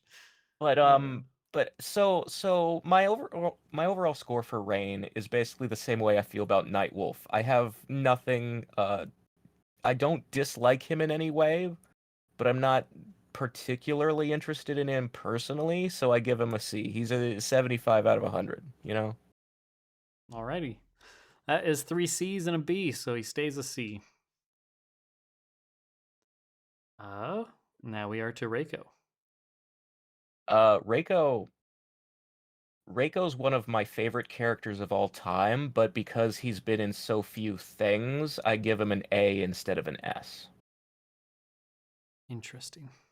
I especially once they finally gave him a characterization in Armageddon, that one little scene where he's talking to Taven, and it establishes that he's basically the most intelligent villain in all of Outworld. He's the only guy who doesn't experience rage. He's just calm and strategic and smart, and nobody else in the series is like that. He's the Grand Admiral Thrawn of the Mortal Kombat universe, and they need one of Yeah. those. And also, I've always liked his moves from the time he was in 4. Like, I mean, some of them are borrowed from Noob Saibot, but I'm okay with that. They should share moves. They're both from the Brotherhood of the Shadow. And the fact that his eyes were blue and not just blank white always Yeah. looked really cool to me. Yeah. So yeah, I really like Reiko. He's an A. Yeah, I like the blue eyes. Shad? So yeah, I have like conflicting thoughts on this. I think he's actually easily one of Mortal Kombat's most interesting characters. He is interesting, the character, but he's just never around. For reasons we've already like discussed here and there and whatnot. There's the version of him from MK4 where he's kind of a member of the Brotherhood of the Shadow, and I always kind of wanted to see him be part of like Hell's supporting roster, and that isn't where the character wound up. I'm not really interested in like him as a member of Khan's court, but what we got isn't bad. I'll still take it. Shao Kahn does need that guy in his forces. I'll give it that. Consistently strong moveset. Like the most fun character to play in 4. Not so much Armageddon, where if you remember how he actually played, he sucked. Well, I Man, still like they gave him a really creative throw. Where Yeah, he'd like sure. pop you into the air and then do a backflip kick to knock you out of the air. I really liked that. But winning with him was an actual struggle. That's the problem. Like he I wasn't very fun to play. I He always had no kind of still combos. enjoyed it. Like he's no Serena, but he's still fun for me. Like coming off of MK4, we had like so much crazy combo potential. There was just Yeah. a little bit of something missing. There's a lot of places you could take this guy, and I want to see any of them. Like, more than anyone else from 4, he's the guy I'm hungry to have back. That scene in Armageddon where where you meet him in the war room and he's all like making the polite offer to join the forces, and oh, of course, how disappointing. I'll just have to kill you now. I like this guy. I really like this guy a lot. There just needs to be more.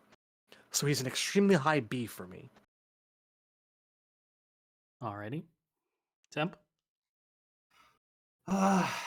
This is going to be somewhat controversial, and I don't love giving controversial ratings. I really don't. I wish I could agree with everyone. This isn't fun for me, but I just don't really like his designs much. I don't think his designs look that great to me. I like his MK4 design, but that got discarded. That doesn't exist anymore.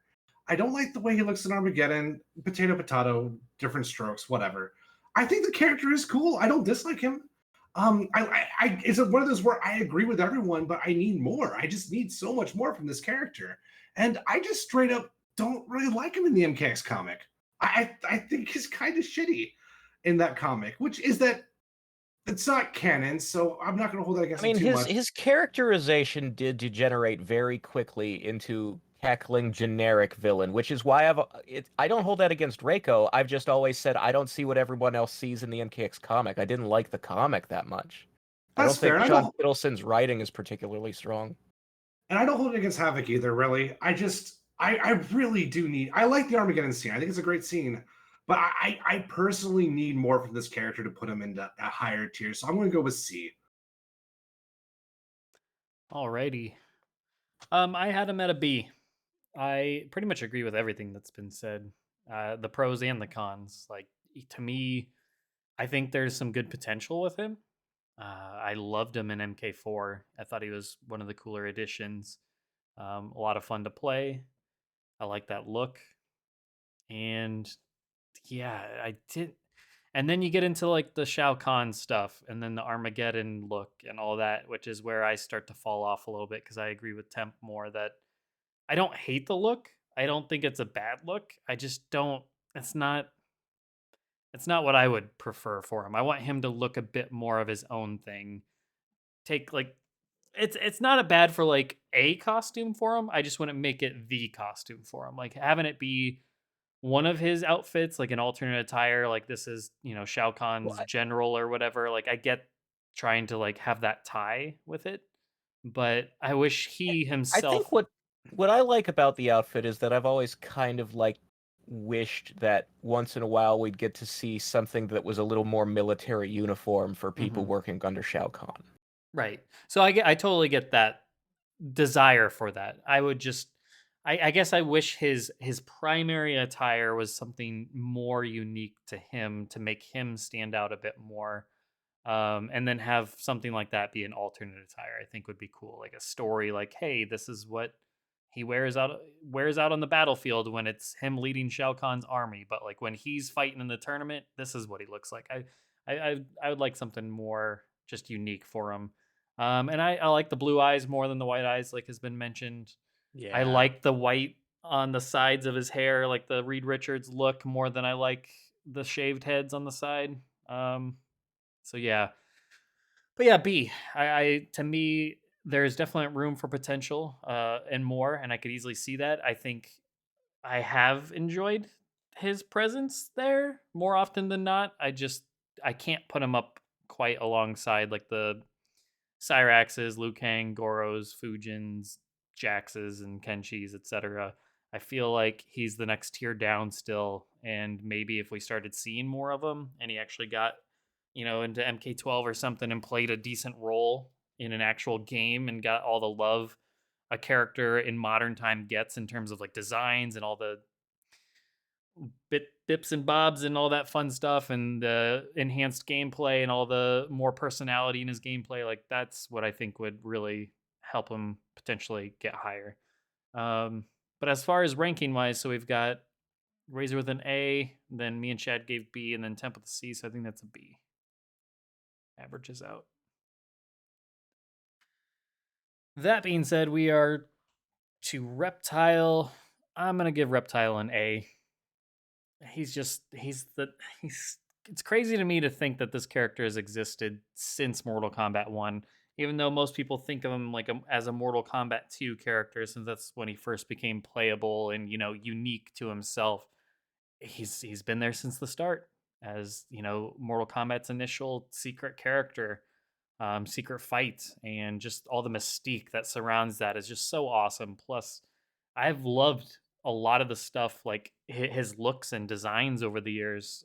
Just going back to the MK1 attire and green looks sick, but then you go into MK2, looked really good there, and then with MK4 turning him more into his lizard self, like taking off the human disguise, he looked really cool. Well, I didn't love that attire for him. I've talked up how much I love that alternate attire in MK4 where you can have the lizard green skin, but then the classic the UMK3 attire on him. So I think that looked great. And then even in like Deadly Alliance where you went more into a de-evolved lizard form for him, I thought it was fun. It was a cool little way to take him, and obviously they backed off on that and had him go the other direction where he no longer has a tail and all that fun stuff. Yeah, he's just lovable, and he's a character that I never want sitting out for more than one game. So if he misses a game, he's got to be in the next one. So that's kind of how I've always feel about Reptile. He's Mortal Kombat's lovable loser. He's always taken advantage of the jobber. And I've gone on record saying that I would love to see him get that moment, that time in the shine. I don't know if it's him saying I've had enough of this shit and everybody takes advantage of me, and maybe the good guys take him under their wing and they're like, "Here, we love you, Reptile. Come to come to the Lin Kuei or some bull." I don't fucking know. I don't know what that looks like. But my only other thought is the go-to would be the fucking special forces, because why not? But I don't want to give him that. So somebody, Raiden or whatever, takes him under his wing. I don't know. Fujin. Silliness ensues. But yes, I want to see Reptile just get that limelight where he's actually successful. Or he doesn't even have to be successful. He just has to have a heartwarming arc that you actually really feel invested in this character, and he goes on to do something great. And maybe he falls short, but it should be done in a way that makes you love him even more and makes you root for him even more. I don't know if that's like a Snowblind type movie where it's dedicated to Reptile as the protagonist, or more ideally, it's in the game where he can do something special. Maybe it's like Mad Max Fury Road, where he's like the meatbag, and he gets his witness me moment, and he sacrifices himself for the greater good, and like everybody's like, man, that reptile was sure a fine fella at the end of the day. Like, I don't fucking know what it looks like. Reptile's great. More green. Give him the ninja gi as one of his attires, and yeah, A. Temp. Easy A. I love Reptile. If we were just going on gameplay, if his story sucked in every single game he was ever in, I would still give him an A because his gameplay is so good. In UMK 3 and Deadly Alliance, I even like the crab stuff. The crab stuff is fun, and I love him in MK9. He's so cool to watch, but I hate fighting him. But he's so cool to watch. MKX, like he's one of my favorite things about MKX. Right. I'm really annoyed that they kind of turn him like implicitly good with the whole Kodal thing, and he's not an MK11. That was extremely annoying. That really, really got under my skin. But his designs, he's had a lot of great designs, a lot of not so great designs, but that's okay. And a lot of like, the words of Mitch Hedberg, they either loved me, hated me, or thought I was just okay. And that's kind of like Reptile's design spectrum right there. MK9's almost good. Deadly Alliance is almost good. But there's something like wrong with the design that kind of bothers me, right? Yeah. It just, man, he's also the Green Ninja. I know it's shallow, but if it counts for Rain, man, does it count for Reptile. Reptile is the Green Ninja, and I love that. It's so sick to me. And he's got some great story moments, too. Like, I love in MKX when he just calls out Melina, and Melina's, like, trying to defend herself against Kodal, and Reptile just stands up, and he's just like, listen, you are trash, all right? I don't know if you know this. You are trash. Complete trash. Kodal, tell her. And I love that. Because he is evil, but he's not just evil. There could be a good person there, and his circumstances have not been fantastic. He's like a neutral evil or something. Like a sympathetic evil. Yeah, right? yeah. Like there's room there. Yeah. Right conditions, love he could Reptile. be. Yeah. And there's no reason they can't do that now. I mean, I think he's very flexible in that regard. Because even when he was evil in Deadly Alliance, he was loyal. He was loyal to Khan. He liked Shao Kahn for whatever reason. It's kind of gross because it's almost like, in a way, a dog likes its owner. So it's still kind of sad. His mental faculties were reduced in Deadly Alliance, and that's why he likes Shao Kahn. But it comes from a real place, though. It's not a traditional evil quality, so I still give him some points for that. I love, and also, like, and finally, just to wrap this up, I am always so excited to see what they do with Reptile in every MK game. I'm always waiting for the Reptile trailer because I'm always so interested to see what will they do this time. Even if it sucks, I'm like, okay, what's Reptile going to look like this time? Because it's always so drastic, right? Smoke is very similar in this regard.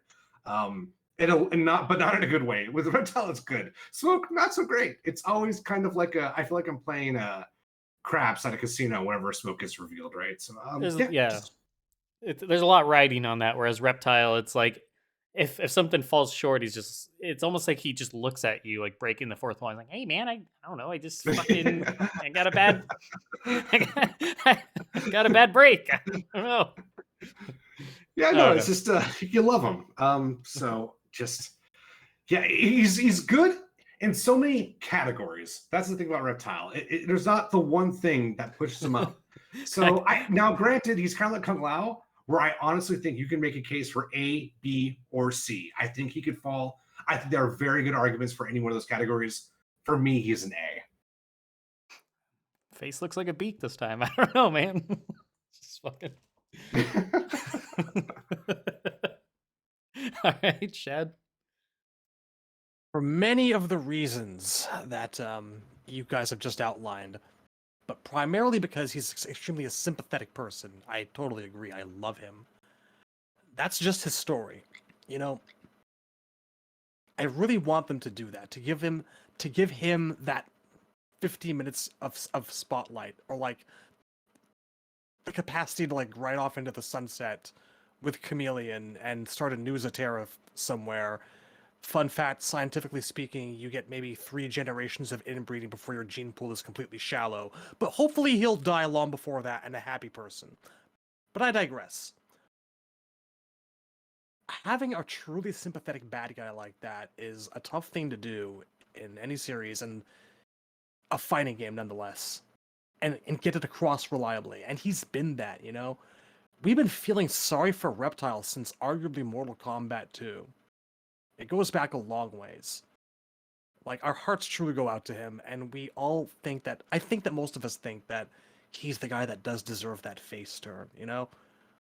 If nothing else, simply out of spite for learning the truth about what happens to his race under Shang Tsung and Shao Kahn, I can totally see something even a gesture like leading Kitana to the orb or whatever it is that imprisons Edenia to Outworld, and just giving Khan the double fingers as the realms separate, you know? You just want him to break free, the poor silly dog. But that's just one of the reasons I love him. He is emblematic of one of the things I love Mortal Kombat the most for, at least I did in the old days, and that was its secrets, you know? There's a lot to be said that he was like basically the first secret character in a fighting game ever. You know, Ed deserves a lot of credit for that. He truly does. You know, first him, then Akuma, and then so on and so forth. Then there's all the gameplay.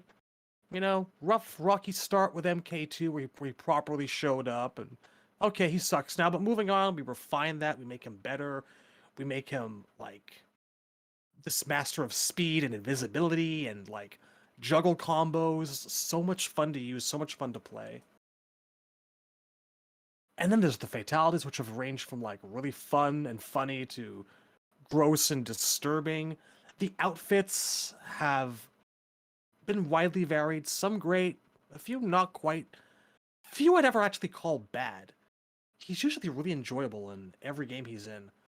The only mistakes I think that have really been made with him lately have been making him mute for some reason, or like not having him talk at all in 9 for whatever weird. I think they bizarre were sp- embarrassed by the drawn out S's. Yeah, well, they shouldn't have been. It's fine. It's always been fine. Nothing to be ashamed of. But that side, you know, leaving him out of 11 was a fuck up. I really don't know why they did that. I never get tired of Reptile.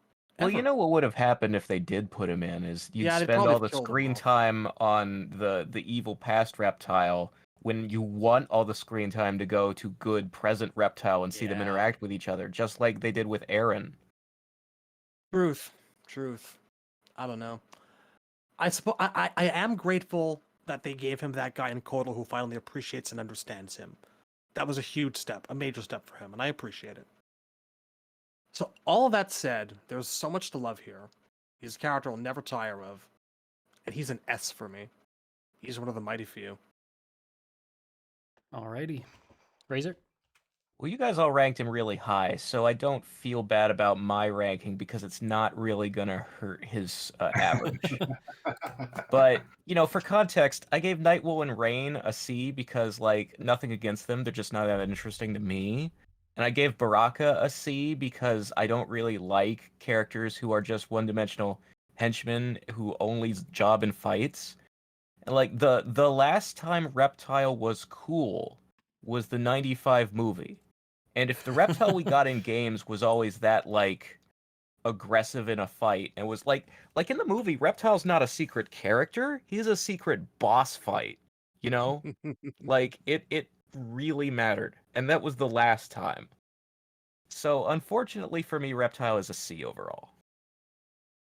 Like, I think he's cool, I don't want him to sit out. I don't, you know, I wouldn't change any of his moves because they're iconic, but I don't play him and I'm not that interested in him. And as far as like being sympathetic goes, I actually think that if he succeeded and there were more raptors, I'd like it less. I'd be totally okay with him dying and his species going extinct. I think we only need one lizard guy ever. Alrighty. Sad, strange, cruel man. So that's The way he suffered, and you would condemn him to. I'll say this. We're done for the night.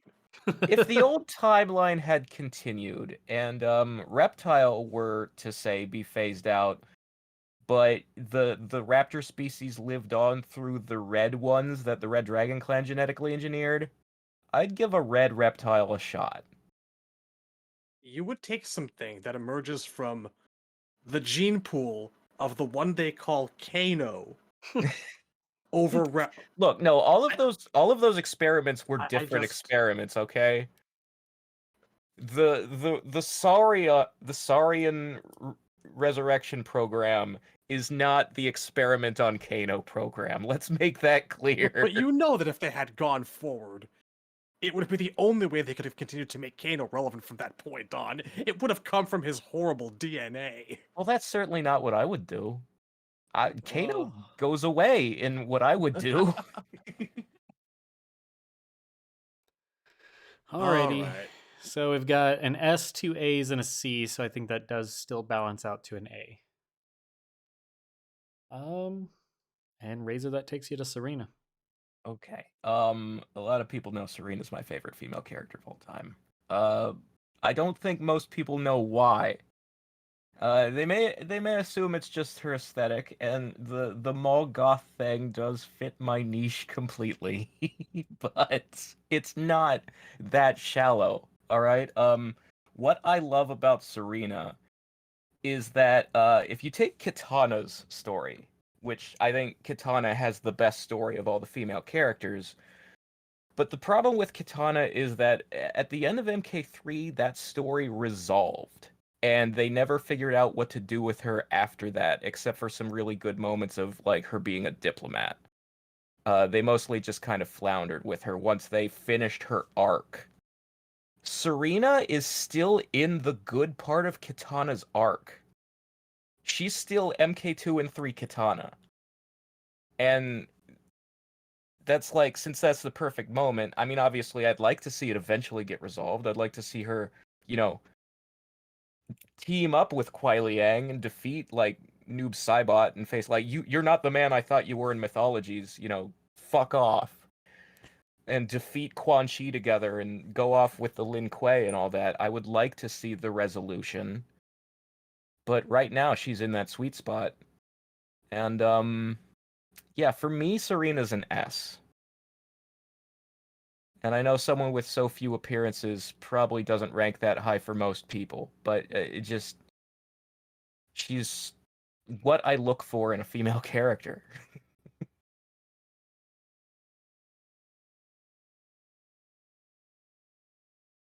Chad?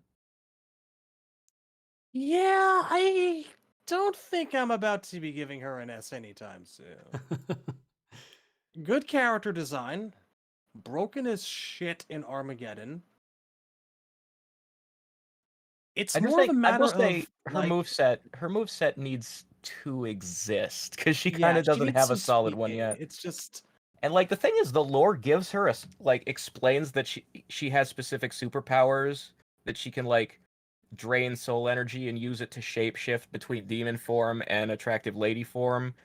If you put that in her moveset, we're good, but we don't have that yet. So like the one downside of her, I would say, is her moves.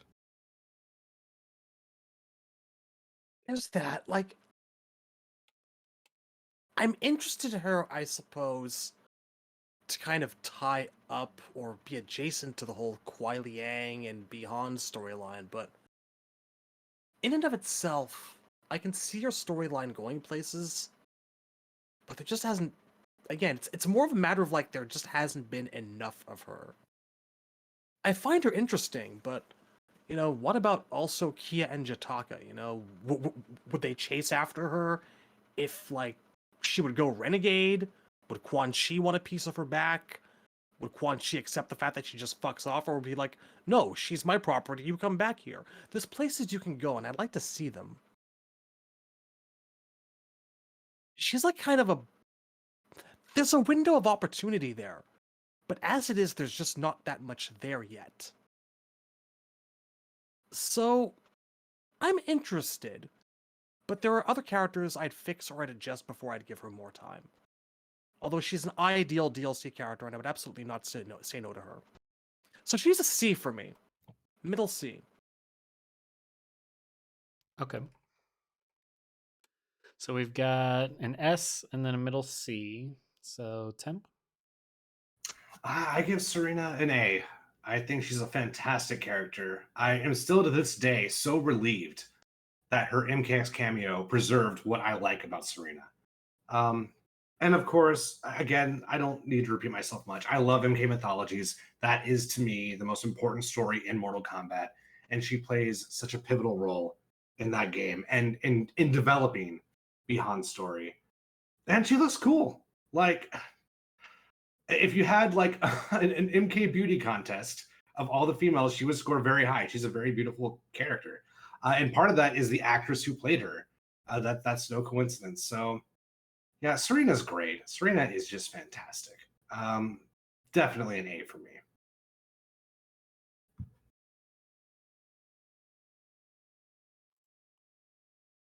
Let's see. All right. So for me, Serena, it's tough because she hasn't actually been utilized in the actual games outside of Armageddon in that tournament edition game. But when she is there, she's been utilized well. So that's where it's like it's hard to judge. To me, that's around B territory, so I'll just say B. I like the design. I really like the design. Love her story. I just want to see her actually be there. Like I've said in the videos I've done when talking about roster and who needs to be there. I said this for MK11 and now with MK12 is that it's always felt like she's always the bridesmaid, never the bride, in the sense that they've there's been rumblings that she was going to make certain rosters, but then she just never did, like be an MK4 Yeah, or she was Deadly she was Alliance almost in or 4, and they picked Fujin instead because they didn't want too many mythologies characters. That she was going to be in Deadly Alliance. That's why a model existed for Tournament Edition, and that's how she got into Armageddon because model already existed. It's unfortunate. yeah. So yeah, it's very strange, and I feel like she's so overdue for a roster showing. But until she actually gets that, like we see her manifested in a modern game with modern gameplay and all the fun bells and whistles that that encompasses, it's hard for me to rate her any higher than a B. But I think she has so much potential. Like if they actually followed up on the demon stuff and the stuff with Sub Zero and all that fun stuff. Um, so where are we at? So we have the S from Razor. We have the B from me. Temp, what did you rate her? I gave her an A. An A, and then a C from Shad. Yeah, so it was all across the board. SABC. So yeah, it's kind of between B and A. Do we go A? I mean, I would I would say put A. A. Okay. Yeah. I would say B. I just So- feel like high B, perhaps high B. Yeah, it's I tough. feel like I feel like I have been a little bit harsh, but it's just, she's in the same boat as like male chameleon for me. It's like Yeah, this that's is cool. Do something with Completely it. different. Like those are like worlds apart for me. No, I mean Like the sense of male this is male a really chameleon cool... goes in the meat and mocap box for me. No. This is really cool, but please fucking do something with it, territory. You know, don't leave it hanging on the side as an unresolved plot I mean, thread I for can like see why a you'd decade say and a that, half. but if That's my Chameleon never problem. comes back, I'm okay. I also feel like Serena's story, in a weird way, is already complete. I feel like it completed in Mythologies. Well, not if you like, because there's two parts to the story. There's turn against Quan Chi, and then there's like revisit. Like now, she's never met Noob Saibot. You know, And that's she's true, never met Noob Saibot. but I feel like the story that started in Mythologies completed is what I mean. She has one complete thread to her resume. Just that Well, thing about her meeting Noob Saibot. The thing is, like, the Noob mythology Saibot- story ends with her getting shot in the back and appearing to die, and then you learn into Deadly Alliance, actually she's still alive, and that shot, like, she respawned in the prisons, and she's being tortured for betraying Shinnok. I feel like even Like, if you that can't didn't just happen, leave somebody being tortured for all eternity. Someone's got to free them. but like in an alternate universe, if that story wasn't revealed, I would still put her in A. Like, it's true that she hasn't met Noob Saibot yet, and that perspective would be interesting from her perspective, because his perspective is going to be the same thing that he has for A, his brother, and B, Scorpion. Don't care. That's what he is Not now. necessarily, maybe. Like, we could actually explore why the fuck did Bihan let her live, because we don't know. Like, maybe he does, like, maybe Noob Saibot looks at Serena and goes, I could have had something with you. Let's, you come over here and you join me. And she's like, ew, no, you're evil now. You might have been evil before and I just didn't realize it. I mean, I don't know. I feel like I always felt that he spared her because he was starting to have second thoughts about the assassin life thing, and then her being murdered in his arms just was like the final cynical nail in the coffin. Well, I'm just saying, like, how do you, like, look at his, the ideal thing about Noob Saibot is you look at the things he did when he was alive and his motivations, and how do you, like, twist them? How does he, what do they look like through the new lens of being Noob Saibot, where he's embraced evil?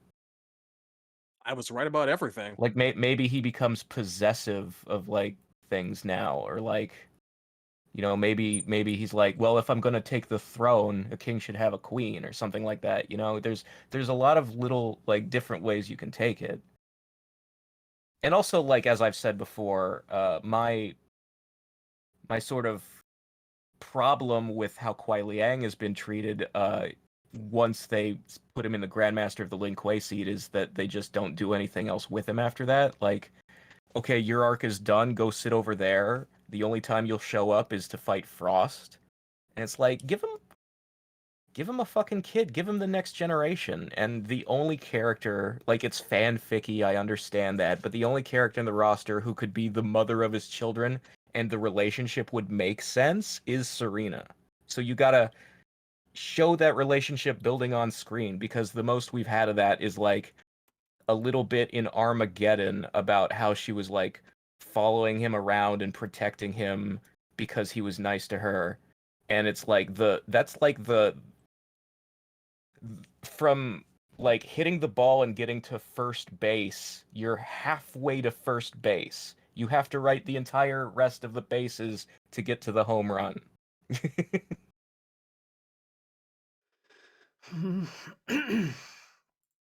Yeah, this is tough. 'Cause for me, it's like we've talked about, have they done enough to warrant a certain rating, like an S tier especially. But then when we look at A and you look at who else is in A, that's a Premier League that it's hard to say a character that's never actually been featured on a not all in game roster should be on there. But then the story and the design is good. So Yeah. I mean, obviously, like, there were plenty of characters where I was like, I like them enough to put them in this tier, but they haven't been enough things, so I put them one tier down. The only reason Serena's an exception for that is because I like her that much. right.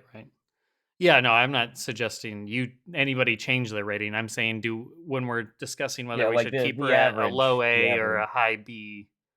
That's tough. I think I personally lean towards high B. I think putting her next to, like, Quan Yeah, and Kung I'd Lao be feels okay a with, little bit like, more reasonable. is it an 89 out of 100 or is it a 90 out of 100? I'm okay Right. with an 89.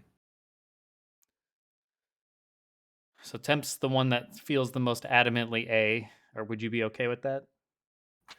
I mean, well, first of all, okay is the wrong word. Like it, like I will respect what the tally ends up being, but my choice is A. But like I'm not going to start crying if we put her in B. Like I'll live.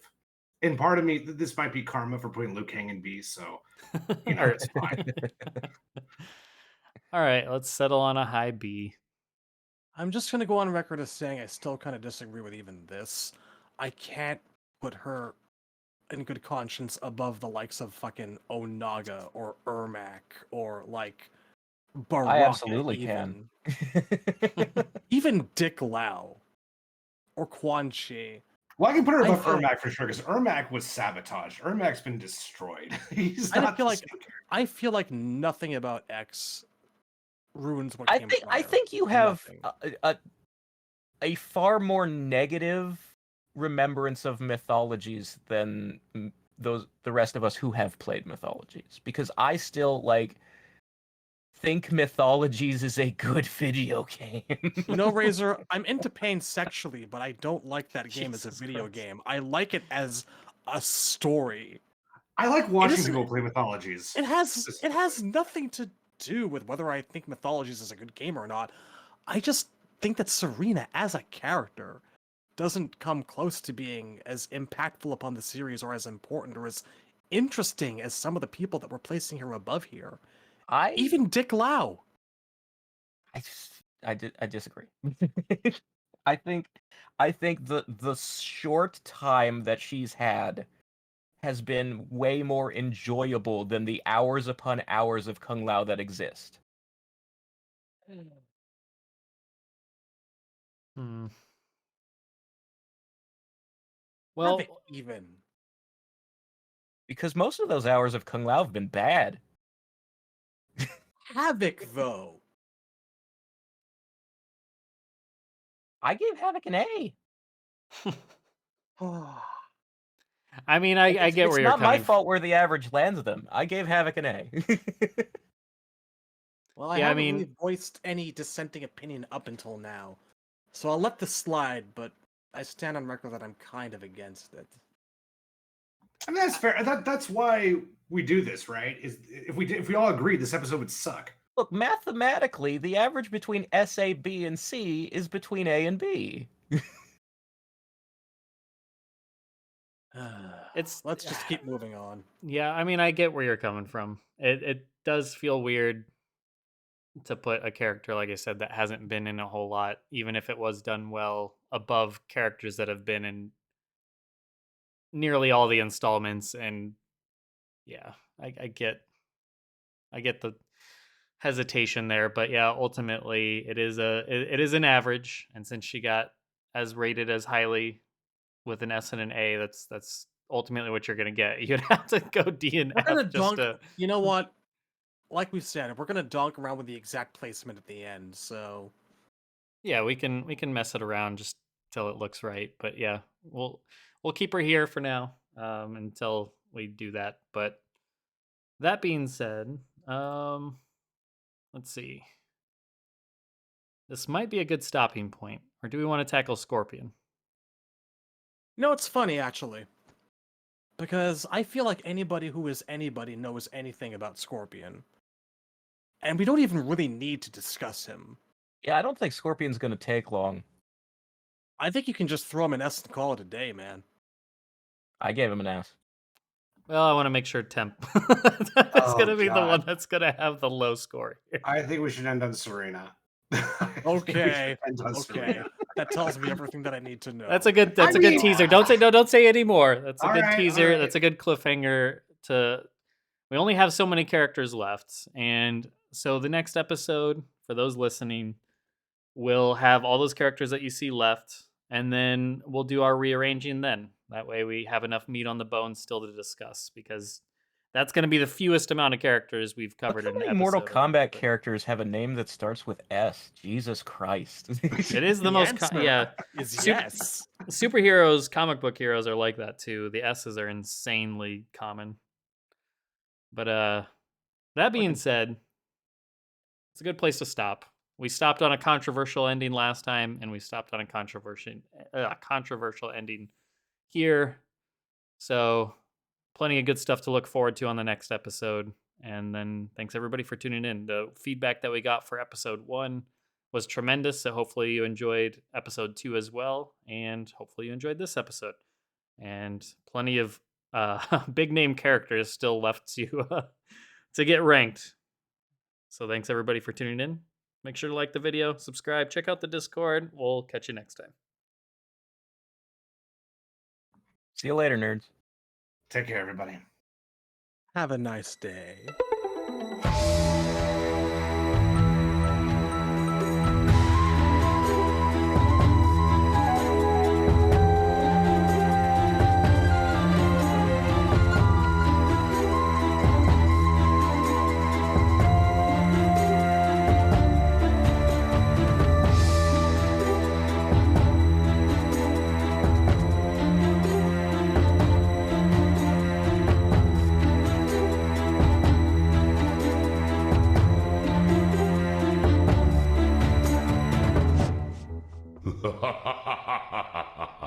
Outstanding.